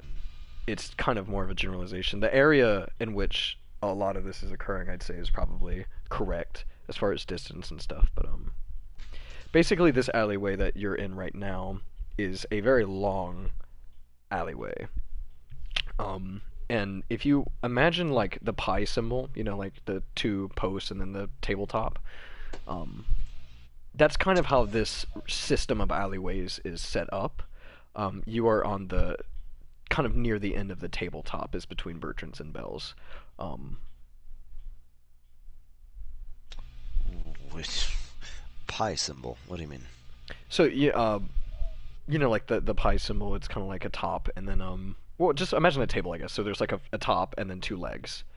Okay, yeah. If you move the legs in closer towards the center a little bit, that's kind of what the system of alleyways looks like. Oh, all right. So you're kind of on the long, like, tabletop section. So it is a bit difficult for you to determine where the meeting is going to happen in the alleyway. All right. Then.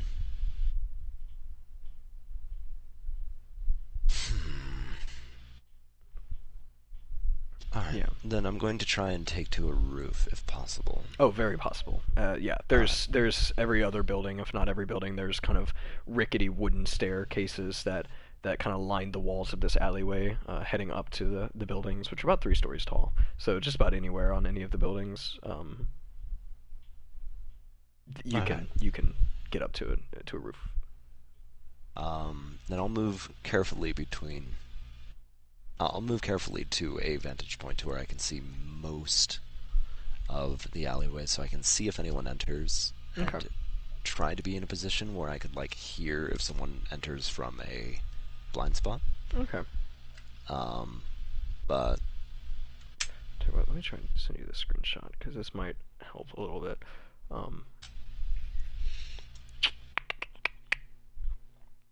Bear with me for one moment.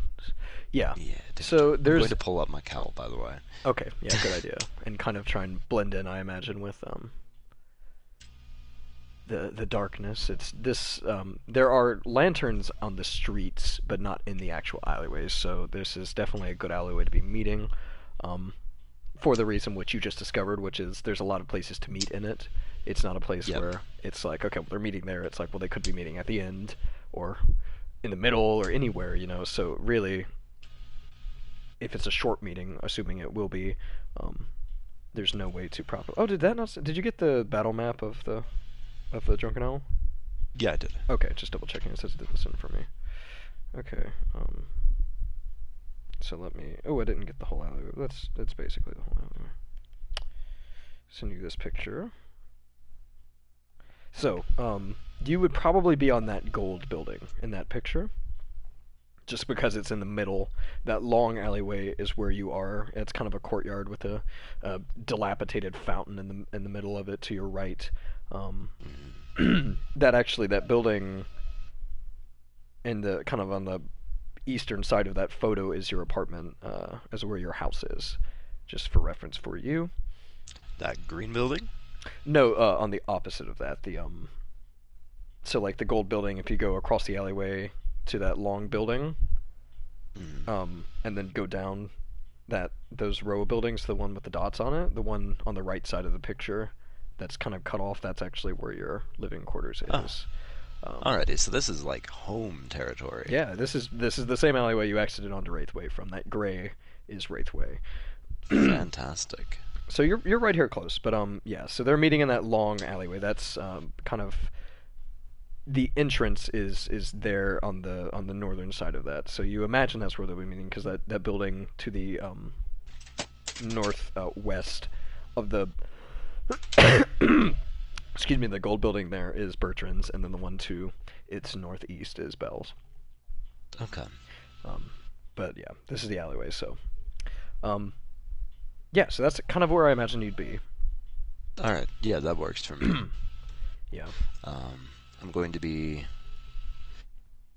Yeah. Okay, I see it on the map actually. Yeah, I'll be lying in wait. I'm going to use my action to blend into darkness. Okay. If there's enough darkness on this rooftop. Oh yeah. Okay. Except for the occasional kind of like blip of moonlight. Yeah. Alrighty. Yeah, dim light or darkness, I can take Dim my light action works. to become invisible. I think Alrighty. for the majority it'd be dim light. Okay. Then yeah, I am one with shadows for now. Okay. And I would like to lie and wait. Okay. So you lie and wait for about 30 minutes. Hell, even 40 minutes. Kind of 9 o'clock comes and passes. Assuming you would still wait past 9 o'clock, eventually you do hear footsteps, a good probably 20 minutes after the meeting was supposed to happen, in which you see, coming from the courtyard, you hear, that courtyard to where the right of you would be, you hear footsteps, and Give me a perception. Alright. That is a 19. Okay. I decided to use my metal die instead of the digital die. Yeah. So yeah, you make out with your dark sight. Although the lighting is kind of shifty right now, so it is a bit It's weird. Yeah, it's a weird dark sight. You do make out. Oh Jesus. Fuck. Oh Jesus. Oh fuck. Oh god. Oh man. Oh god. Kazara's just. Herodin, sorry, the half-orc general. Okay. Making his way, kind of like hands in pockets. Like, not really, but he's definitely kind of like conspicuously walking down the alleyway. From that. Conspicuously inconspicuous. Yes, he if this were Marvel, he'd have like a cap and aviators on. He's Oh dear. coming from that alley or from that courtyard there, and he turns left and starts walking down that alleyway. And he kind of gets down towards the northernmost part of that alleyway, just past where that separate one of the table legs kind of juts out towards the north of the alleyways there, and just past that, and he kind of stops and leans against the wall. At which point, you see another figure at the opposite end of that alleyway, kind of turn the corner, and less conspicuously, more stressed and hurriedly approach Herodin, who is waiting there. And it's Aim Cloudthorn. You recognize him. He's the general that you saw earlier exiting Ed Stone's cell. Alright. Yeah. And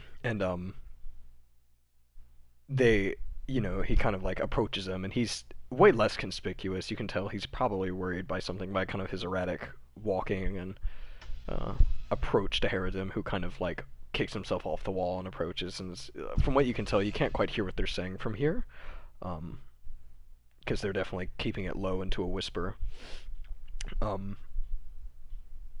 He's kind of looks like he's trying to calm him down. The half-orc is trying to calm down the human. I'm going to use the cantrip Minor Illusion. Okay. Excuse me. And as I cast Minor Illusion, I'm going to be using it to create the sound of footsteps, money footsteps. Okay. Just beyond the alleyway, to make them maybe pause for a moment. And as I do, I would, if I need to make a stealth check, I will. But I would like to sneakily try and get closer to them. Okay.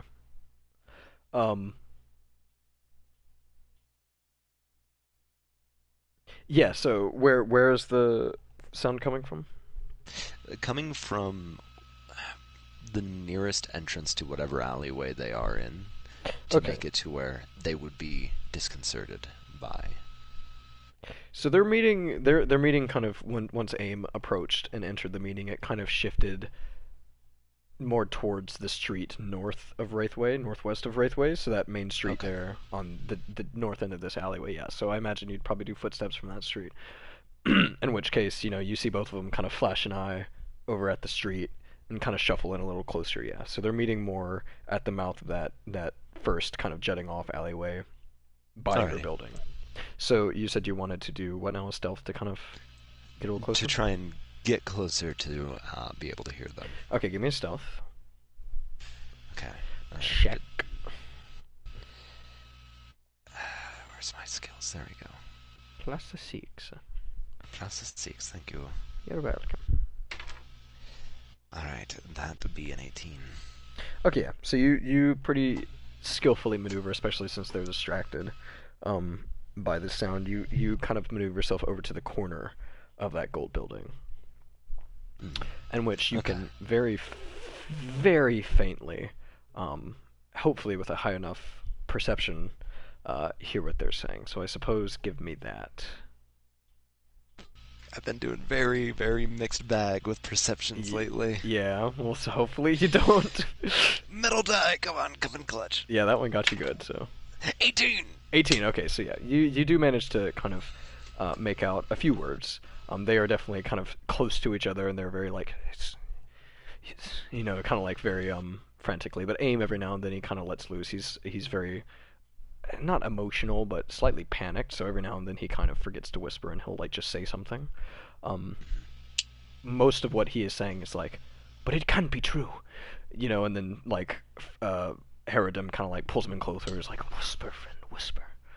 Um, I agree, it can't be true, but we must heed any warning we have. If he's not who he says he is, then perhaps he's a danger to us all. At which Aim kind of not revolts, or he kind of takes a step back and looks at Herodem, and basically that he's just looking, and then they both kind of look around. At which point, Herodem pulls Aim a little closer, and he kind of less of a whisper, more of a talk, just is like, how long do you think it's been going on? Aim takes a moment to ponder this and responds, I don't know.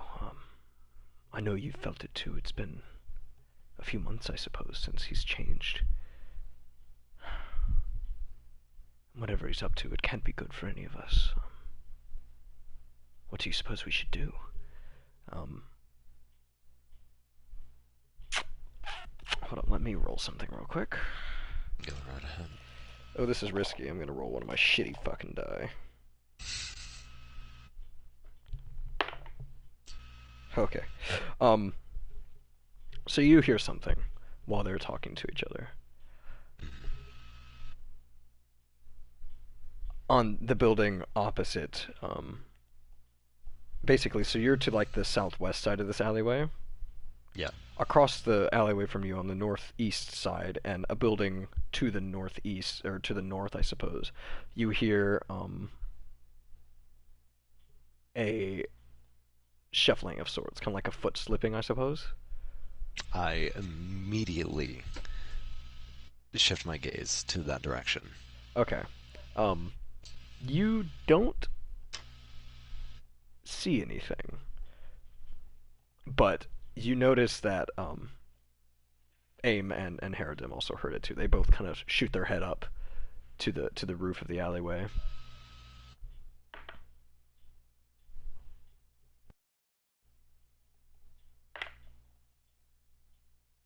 There is a bit of a lip on that roof, so whatever it is could easily just be hiding behind that lip. Mm-hmm. Okay. Yeah. Then there's not much I can do to like head over there, for example. No, you'd have to either try your best at jumping. It's not a huge alleyway, but you'd probably be seen.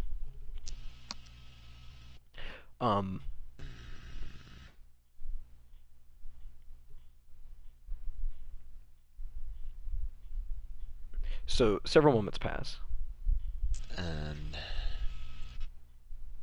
to get them to maybe try continuing talking from that direction, from where that came from, I am going to use minor illusion again.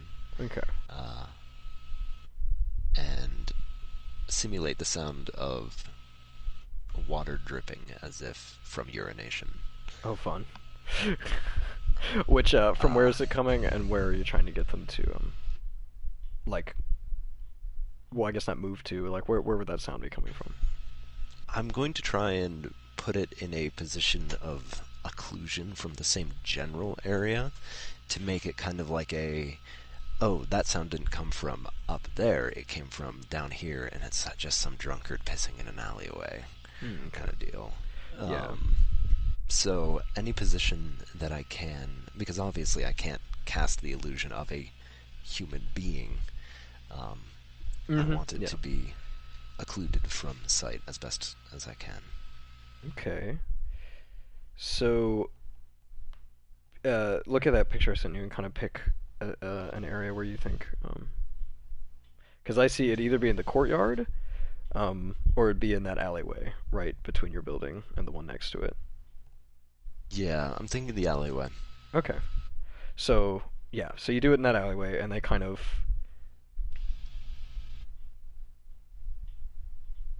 well, yeah. So they both kind of look. Aim has like stepped up to that building where the shuffle came from, and he's kind of looking up, and Harridan looks very uneasy. And then that happens, and they kind of whip their head around to the smaller alleyway, and they move farther north away from it, kind of back towards the main street. Okay. And you just, And yeah. I'm going to use that opportunity, because obviously it's going to be very difficult to follow the conversation now with how alert they are. I'm Yeah. going to go see, because I got the information I generally needed. Yeah. Not who he says he is, and obviously they were talking about someone who changed lately, and from my memory, in regards to them, there's really only one person who's changed Mm-hmm. lately. So, I'm going to do my best to make it over to that building where the noise did actually come from. Okay. Because at this point, my interest has shifted from what they're talking about. I'm satisfied with what I've got, to who else is interested. Yeah. Um. So what would your course of action be to do that? I'm going to take it slowly. A jump straight across will be noisy and conspicuous. Yeah. So, but obviously I need to get over there.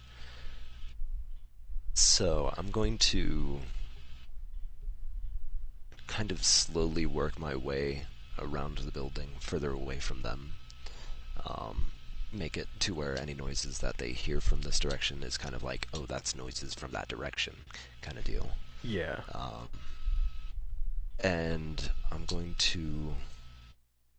Is there a way up easily into that building, or up that building, from Yeah. this alleyway? There's a similar fire escape to the one on Okay. most of these buildings. So. Then I'm going to try and, as nimbly as I can, work my way down and work my way back up. Okay. I will definitely need a stealth from you. Okay. Come on, come on, come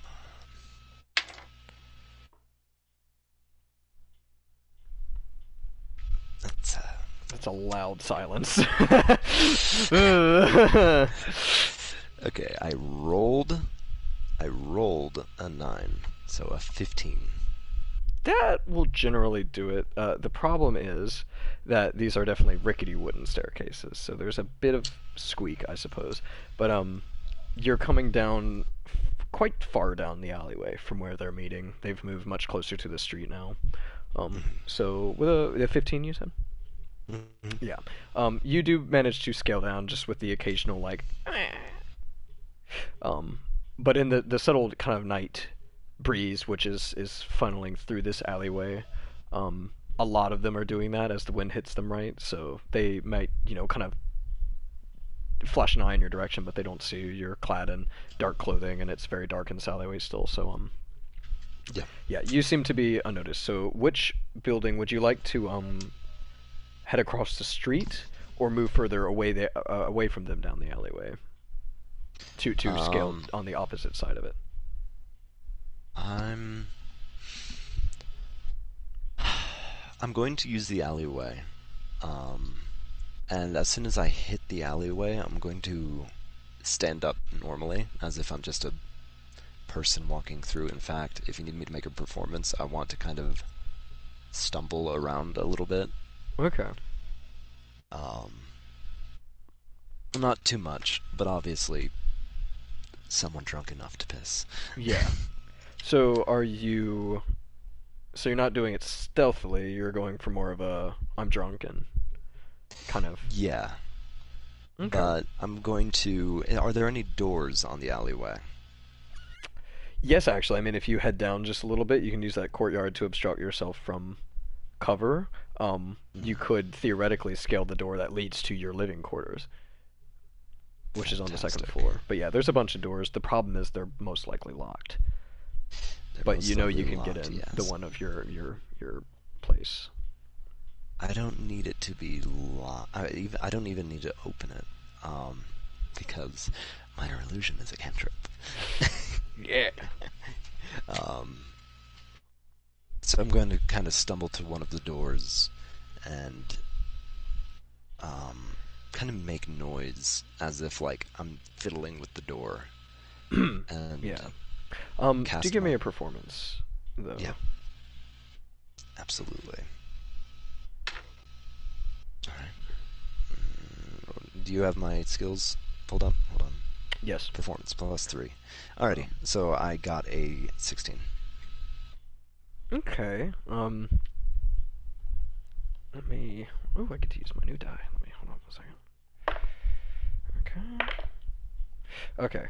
Okay. Truthfully, you don't think either of them see you. Actually, they're quite. All right. They're kind of leaning in close to each other. Um, I'm not worried against about them. one of the walls of the alleyway, so you kind of flash an eye as you're like,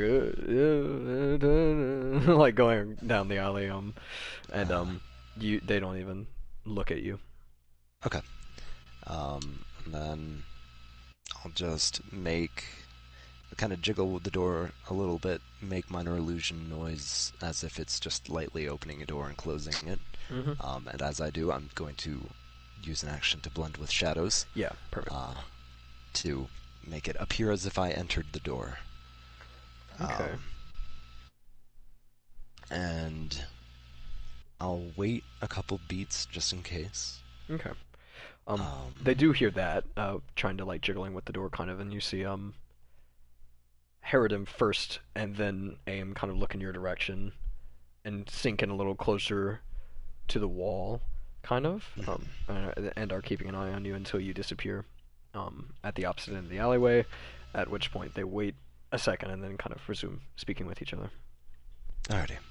And then once they're done looking over, I'll once again begin my stealth into climbing up the building. Okay, yeah. So you'd probably take the same stairway that leads up to your place, which does lead up, not quite to the roof, it leads to the third story, but you know that there's kind of a route which you can take to get to the roof. You can kind of stand on the railing and jump up and grab the ledge and pull yourself up onto the roof. So then I'm going to do that. Give me a stealth. Stealth. Come on. Stealth. Cannot fail here. The die agrees. How much? 25, sorry. 25, yeah. So you fucking masterfully kind of just like, you don't even know you've made it to the top floor yet. Like, yeah, you very stealthily kind of climb the stairs. You know these stairs better than any set of stairs in Blackbriar. So you very masterfully. I mean, this is probably, if you have roof business, which I imagine a lot of your time as the Onyx is spent on roofs. Oh yeah. So you definitely, this is like your main access point. So you quite skillfully navigate the stairs up and stand on the railing and kind of hop up onto the roof, and yeah, so you're on the roof now. And the good news is all of these buildings on this block are adjoined, so you don't have to hop over any roofs to go to the opposite end of the alleyway. Fantastic. Then I'm going to keep scanning the rooftops to try and locate the source of that noise. Okay. So when you were on your building, it looked like the fourth building. So if your place is the first, then it looked like the I guess the third building from your building is where it sounded like it was coming from. So with that same stealth, yeah, you pretty easily kind of scoot over the buildings quietly, hidden by darkness. The clouds are pretty up right now, and you make your way to where you think that noise came from.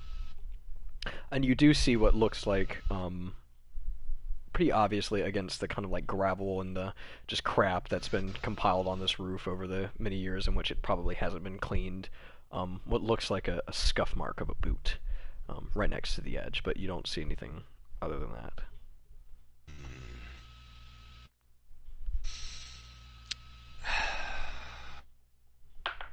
Just the scuff mark of a boot, no direction. It looks more like a foot was there, like sideways, kind of. I guess. Give me an investigation. Alright, that's actually something I'm +1 in. Oh, excellent. Yeah. Woo! 14. 14. Okay, so you imagine, yeah, it's less like somebody was running in a direction, more like they were kneeling by that wall, and their foot slipped, and so it's kind of like a scuff, you know. At which point, they probably just immediately either took off, or just ducked down behind the wall. But Obviously, I don't see yeah, them behind the wall. no, they're not behind the wall. Um, that's just about it. You don't see. I mean, there's a lot of kind of like pop marks and stuff in the ceiling, so it's difficult to discern like footprints leading away or anything. And most of this stuff is compiled around the edges of this perimeter wall on the top of this building. So, really, if there was anyone here, it's going to be just about impossible to determine where they went from here. Alrighty. Well, I'll take a quick glance around just in case he just repositioned rather than left, but... Okay, do give me another perception, because you actually are closer now.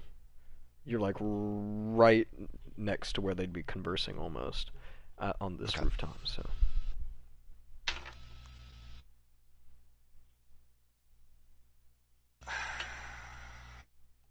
Well, an 11 won't cut it, but Mm-mm. I got it. So you definitely don't see along the rooftops anything. Okay. Sorry, just one second. I'm trying to pull up the character sheet. Yeah, you definitely don't see anything along the rooftops. Any sign of anyone who might have been here, but you do you hear a few words. You can't hear anything that's being whispered, but AIM is still kind of, whatever the opposite of not like he's very excited in his mannerisms. Not that he is excited, but he's very, Yeah. emotional about whatever's going on. So he kind of takes they're whispering to each other, and he takes a step back from Herodom, and he says, You do not understand. There is something sinister going on here. It's been going on for a while, and you haven't seen it. At which point Herodom kind of calms him down, tells him, he like kind of looks around the alleyway, and whispers something at AIM, Cloudthorn, and all of a sudden both of them like, and you don't necessarily hear why immediately, but they both like they both like whip their heads in the direction of the street that they're standing by, that main street of which this alleyway comes down southwards from. And then they both just like throw themselves against the opposite walls of the alleyway, so like into the darkness. You have to, I mean, you probably see them just because you know they were standing, but they did a really good job of hiding themselves from the street.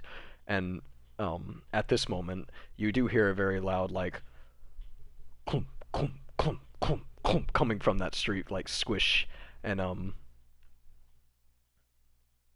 simultaneously, you hear something from what sounds like an alleyway over from you.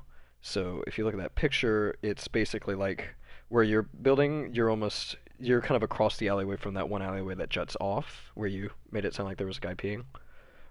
The alleyway that juts off from that one between those two rectangle buildings, you hear a noise, a screaming coming from that alleyway, kind of like muffled at first, which you can't really discern, but you just hear very faintly what sounds just like, help me! Please help me, somebody! And then, quiet. And, after you very faintly hear that from that other alleyway, you see a very large looming figure. If you would like to give me a perception, you can, but you don't have to if you don't want to discern any more of this. Just a very large figure just kind of hurriedly stomps past the alleyway that they're meeting. I know not to look too closely in public, but I'll definitely look closer in private. Okay, And so that is a better score of a 19. That's very good. So yeah, this is a Goliath marches past the alleyway, headed towards what looks like the entrance to the alleyway that screaming is coming from, which is just like, a building across from the alleyway you're in right now, looking over. And also hearing that, Herodem and Aim kind of come back into the alleyway and look up, into the sky to kind of discern where the noise came from, and they both just fucking bolt out of the alleyway. They kind of like come out onto the street and look in the direction of the Goliath that marched past. You did see that he had a beard and hair, which matches the description that Rhiannon, God, I almost called her Evelyn, that Rhiannon gave you. Apparently, if it's a female in D&D, it is Evelyn. Oh Lord, yeah, I guess so. Or no, Evelyn's right actually. I don't know, man. I don't know. Yeah. But Go on. it's a good name. But yeah, so it appears to be that Goliath. It matches the description. He marches past the alleyway, and Herodem and Aim kind of stick their head out and look, and then they take off on that street in the opposite direction. At which point, 1 second. Yeah, so basically it's you hear that, and they're gone from the alleyway. You hear a cry for help. Knowing me, I am definitely going to follow that cry.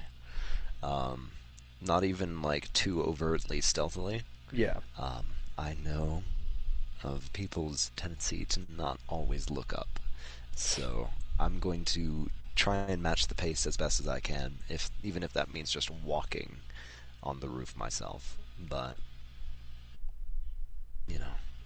yeah. So I'm curious. to get to that alleyway, you're gonna have to hop across this alleyway, which you're high up. It doesn't look very hard. I'll do it. Okay, so give me an athletics, I believe. Athletics for jumping. Yep.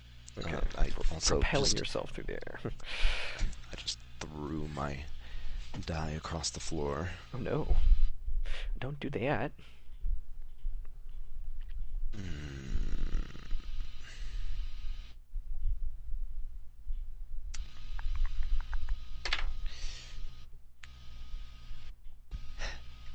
Nine.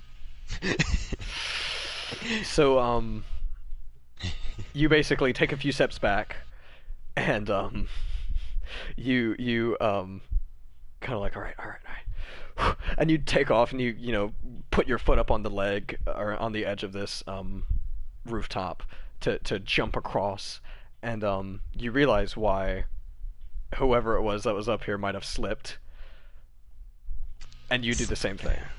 So you manage to propel yourself, but as you're basically doing that most important jump with kicking off with your one leg, it slips out from under you, so you basically hit the edge of the opposite side of the alleyway, but you do not fall. Give me a dex save.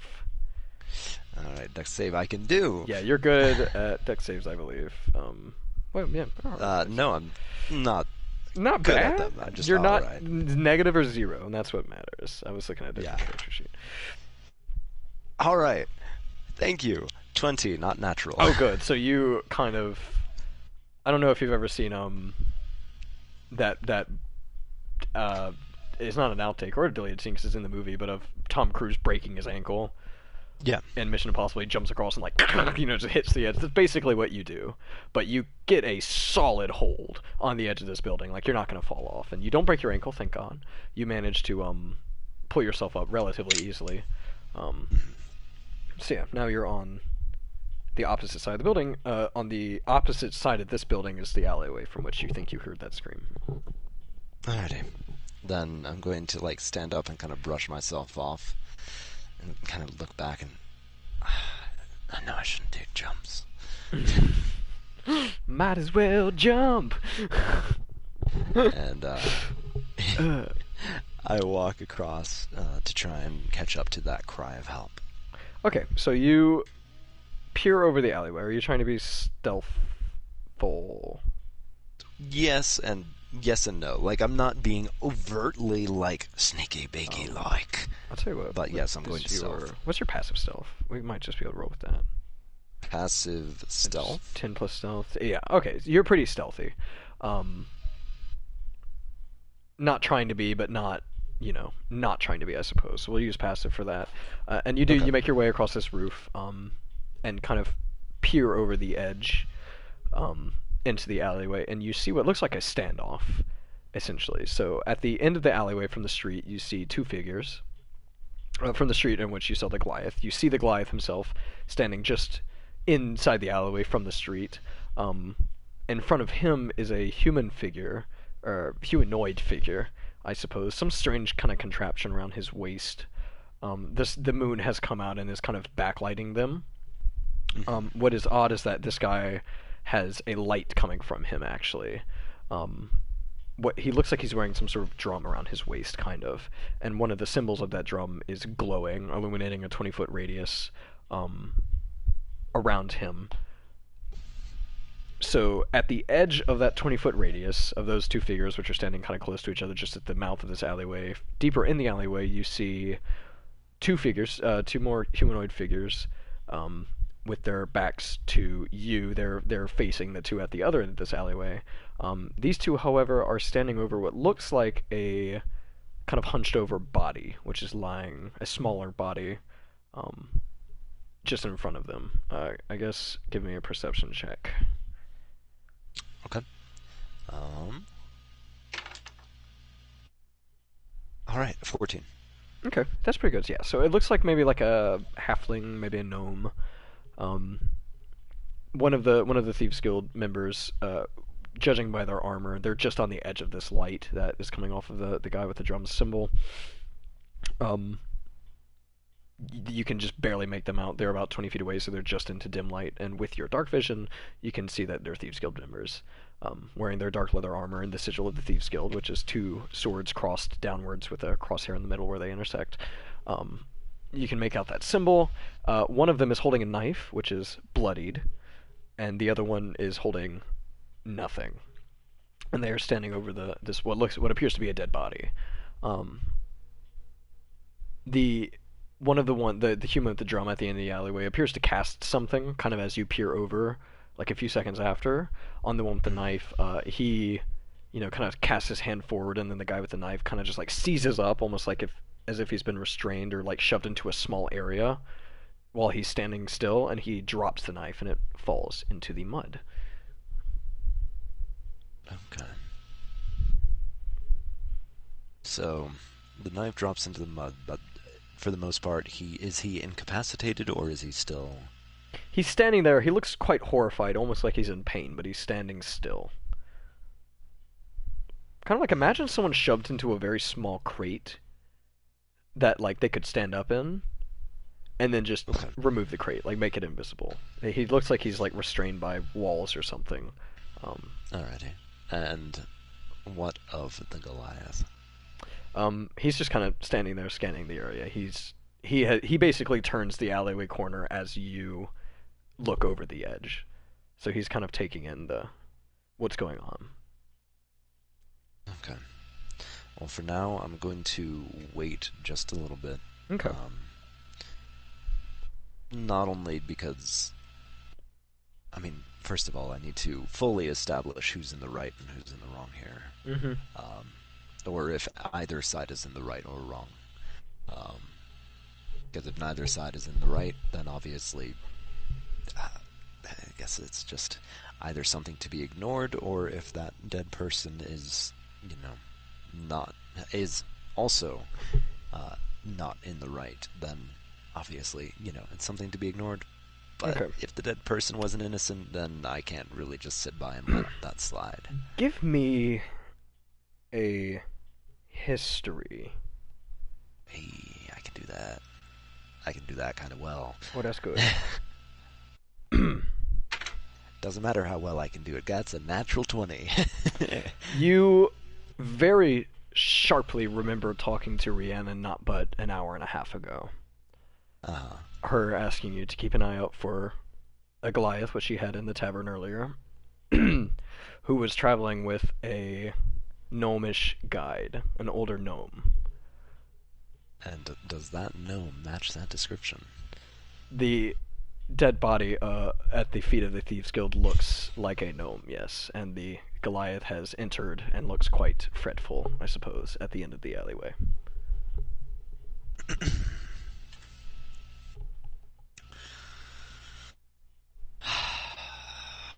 I want to take action. But I believe the most important thing I can do right now is, as a player, I know that these other two characters are players too. So if I make an action, overtly make an action right now, it could impede something, right? So, no? No. Okay. Then what I will do is I will stand up fully and call out down to all of them. Right. I was looking for you lot. Primarily. That little gnome down there. Sorry, 1 second. Sorry, repeat what you were saying. Just start from the beginning. Mom just kind of stuck around. Okay. Right.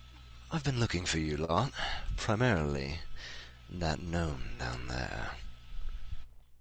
Are you still on the rooftop? I am, yeah. Okay, and who are you speaking this to? I'm just saying it into the air, basically, towards everyone. Okay.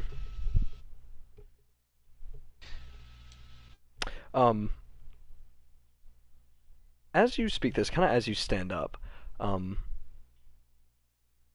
before anyone has time to react, I suppose, you do feel, that kind of ringing presence, that resonating reminder of, the one very shaky memory you have of being in that cave and seeing that symbol before you and reaching out and grabbing it as you did. You don't remember a lot about that, but you do remember when it happened, that kind of sound that's kind of stuck with you, ever present in the back of your mind, a very ringing, resonating noise. Uncomfortable at times, but never painful usually. As you kind of gaze upon these people in this alleyway, it just kind of starts in the back of your mind, and you feel, maybe not your own, but perhaps Varian's, just an extreme discomfort, an extreme kind of like unsettling feeling from her. And I think that's where we're going to end your solo session. Alright. Alrighty. Take that down, though, what you just said, because you'll probably just say it. That'll be the start of the actual session. Absolutely. Yeah.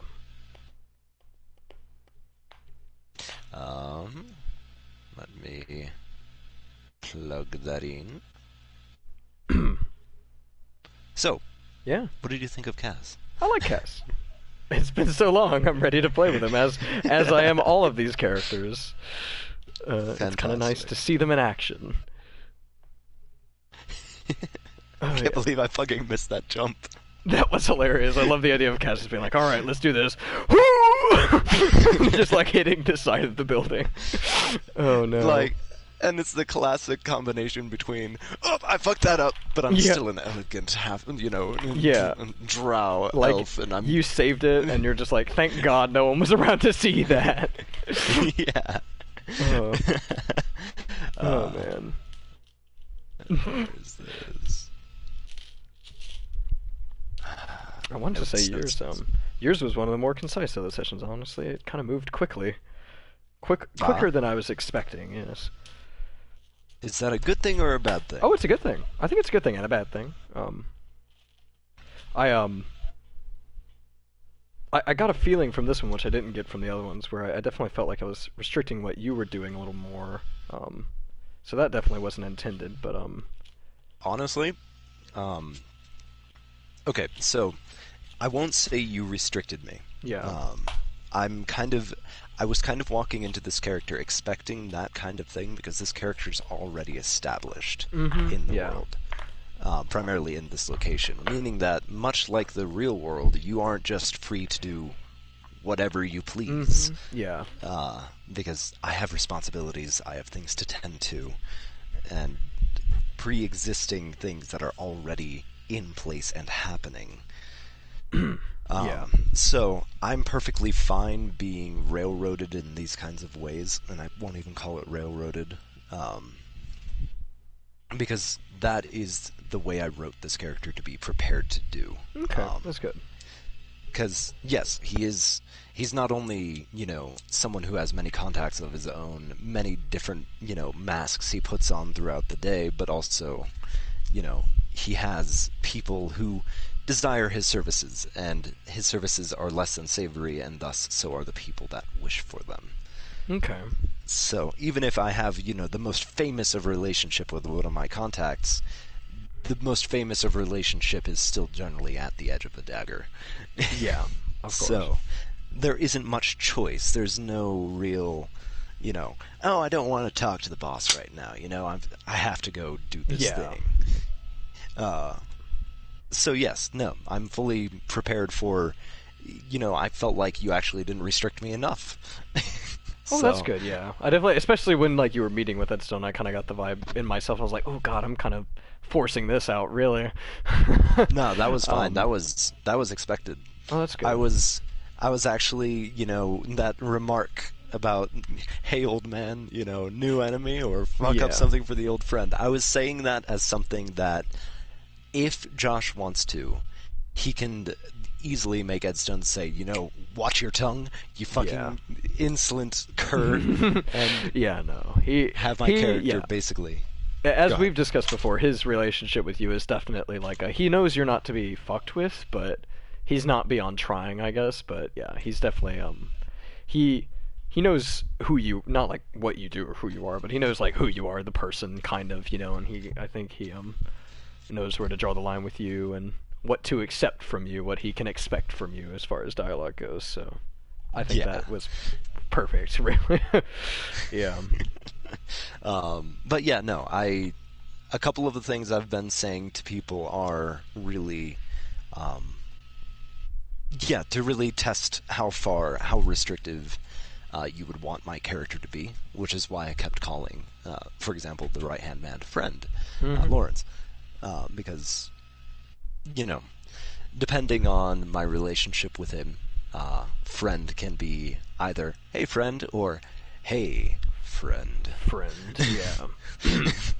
Which, I think he also called you, he's, he's an interesting person, because he's a higher up, he's arguably the second most higher up to Edstone, but he's definitely, he doesn't seem like he should be in that position.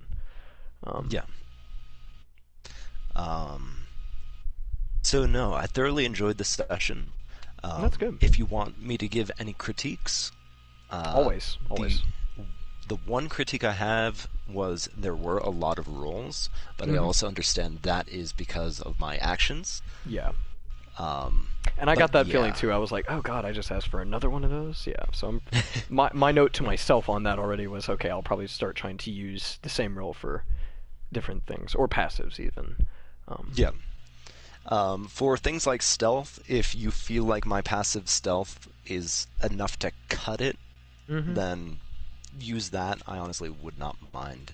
Oh yeah. But then it just again, depends I'm on also the not a situation. rogue. Yeah. Yeah, it really does. It's like if you're if you're doing something brazen, like jumping across the roof stealthily, or trying to, or crossing that alleyway stealthily, that'd be a roll. But yeah, that's kind of what I came to the conclusion of. God, I'm making him roll a lot, so doing this now will just be passive. Okay. Then, that was my only criticism. As for everything else, your world's very fleshed out. I loved having the pictures there to look at. Yeah, I'm going to try and uphold that. I've got, actually, funny enough, your, what is it? Your title card, which I sent you, which has been what's being shown on the stream this whole time, and it'll be the title card for this episode, is one of the earlier drawings I actually did for this campaign. Nice. It's the only one that the only thing I did to it to make it a title card was added a title. For Mark's 2 and then Kelsey's 1, I created them for the session. It also represents an optional thing, the first optional thing that didn't happen. So that's kind of cool.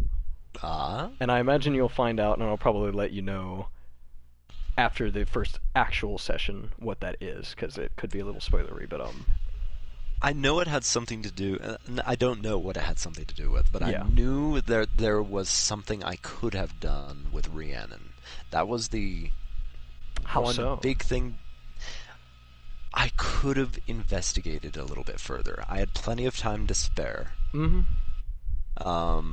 And I could have just said, "Oh yeah, I'm leaving. Leave out the front door, and then turn around to the back." I unfortunately fucked myself over with that one, and my character was like, "Yeah, crossbow, whatever." Yeah. Obviously, I won't. If it's all right with you, I won't let the rolls completely decide my character's thought process. No, I don't think you should. Because it just, I guess it depends, on the situation, on the roll, that kind of thing. Yeah, no, exactly. But I mean, like, the insight is like rolling an @1 on the insight. My character's obviously a fucking idiot. So I let that make his decision, but it is still in the back of his mind of, well, she doesn't usually leave that out. Mm-hmm. Yeah. So something must be up, but then the insight roll determined, but it must not be important. Yeah. Other than that, yeah, no, I'm curious to see what the butterfly effect moment was. There's a few. The big one is, and as you have determined, I think you're the first. I don't know if Kelsey did or not. The solo sessions had to happen in the way that they did, because Mark's character had to arrive at the alleyway first, and then Kelsey's, and then yours, just so I can know. Okay, so where does the first session start? If this is where your characters all meet up, if your character's even present, you were the outlier, so I'm like, okay, he's probably going to be on the roofs. What's going to happen? The big one would have been if you had gone down to the alleyway instead of staying on the roof. So we'll just see where that goes at the start of the first session with all of you together. That's really the big one. And then there was a quite a large butterfly effect moment that could have happened earlier, but I'll tell you about that after the first actual session. That in itself will be a big moment, so I'm kind of excited for that. So yeah, that's good though. Yeah, I'll try and keep the pictures up. I mean, I have a lot of them. A lot of them are relevant now because they represent ideas that I have that have since changed. But I don't even need like new pictures. But like, for example, what I've been doing is I've been switching between, like, unless it was information I needed, I've been switching between the first, the title card, and then the second picture to really kind of set the mood mentally for me. And do know, I was well aware that it was constantly overcast and very little sun, but I feel like it's kind of a Kazara habit to constantly mention the fucking sun. Oh yeah, I mean it's since it literally like impedes your ability to do things. Yeah, you'd be hyper aware of it. Although I do think you would be more accustomed to it not being out. Yeah, no, I would be certainly accustomed to it not being out, but I feel like it's just a personality quirk of his to he's trying not to draw attention to himself, and you really do blend into the crowd with everyone else who's wearing a hood in this town. Like, you know, it's kind of I'd say almost an unwritten rule. If someone's wearing a hood, it's like, unless there is someone specifically looking for people in hoods, like, people are just like, okay, I don't need to know what's going on there. It's better if I don't make that my business. Yeah, that definitely makes sense. And because of the multiple faces that Kazara has to kind of put on throughout the day and night, I will say, if it does get dark enough and he's not doing anything particularly dangerous or risky, I feel like I want him to walk around without his cowl on when he can. So at the very least, people see him as someone who not only just exists outside of these select few locations, but also it potentially gives him an alibi if anything goes sideways. That's his thought process anyway. Okay. But yeah. I hope Kazara's personality was most of everything that you were expecting. Oh, yeah. And, sorry, the voice is quite edgy, but, Oh, I like it. You know me, I like a good edgy voice. Alrighty, good. I'm glad. That's good. Alright. Well, I think I'll round off this stream, bring to a close the solo sessions, and we will start, hopefully, I mean, truthfully, we'll just see. I might try and do the first actual session later this week. It's supposed to happen tomorrow, is when we scheduled it, so that won't happen most likely, but, we'll see where it goes, I suppose. So maybe Wednesday or Thursday.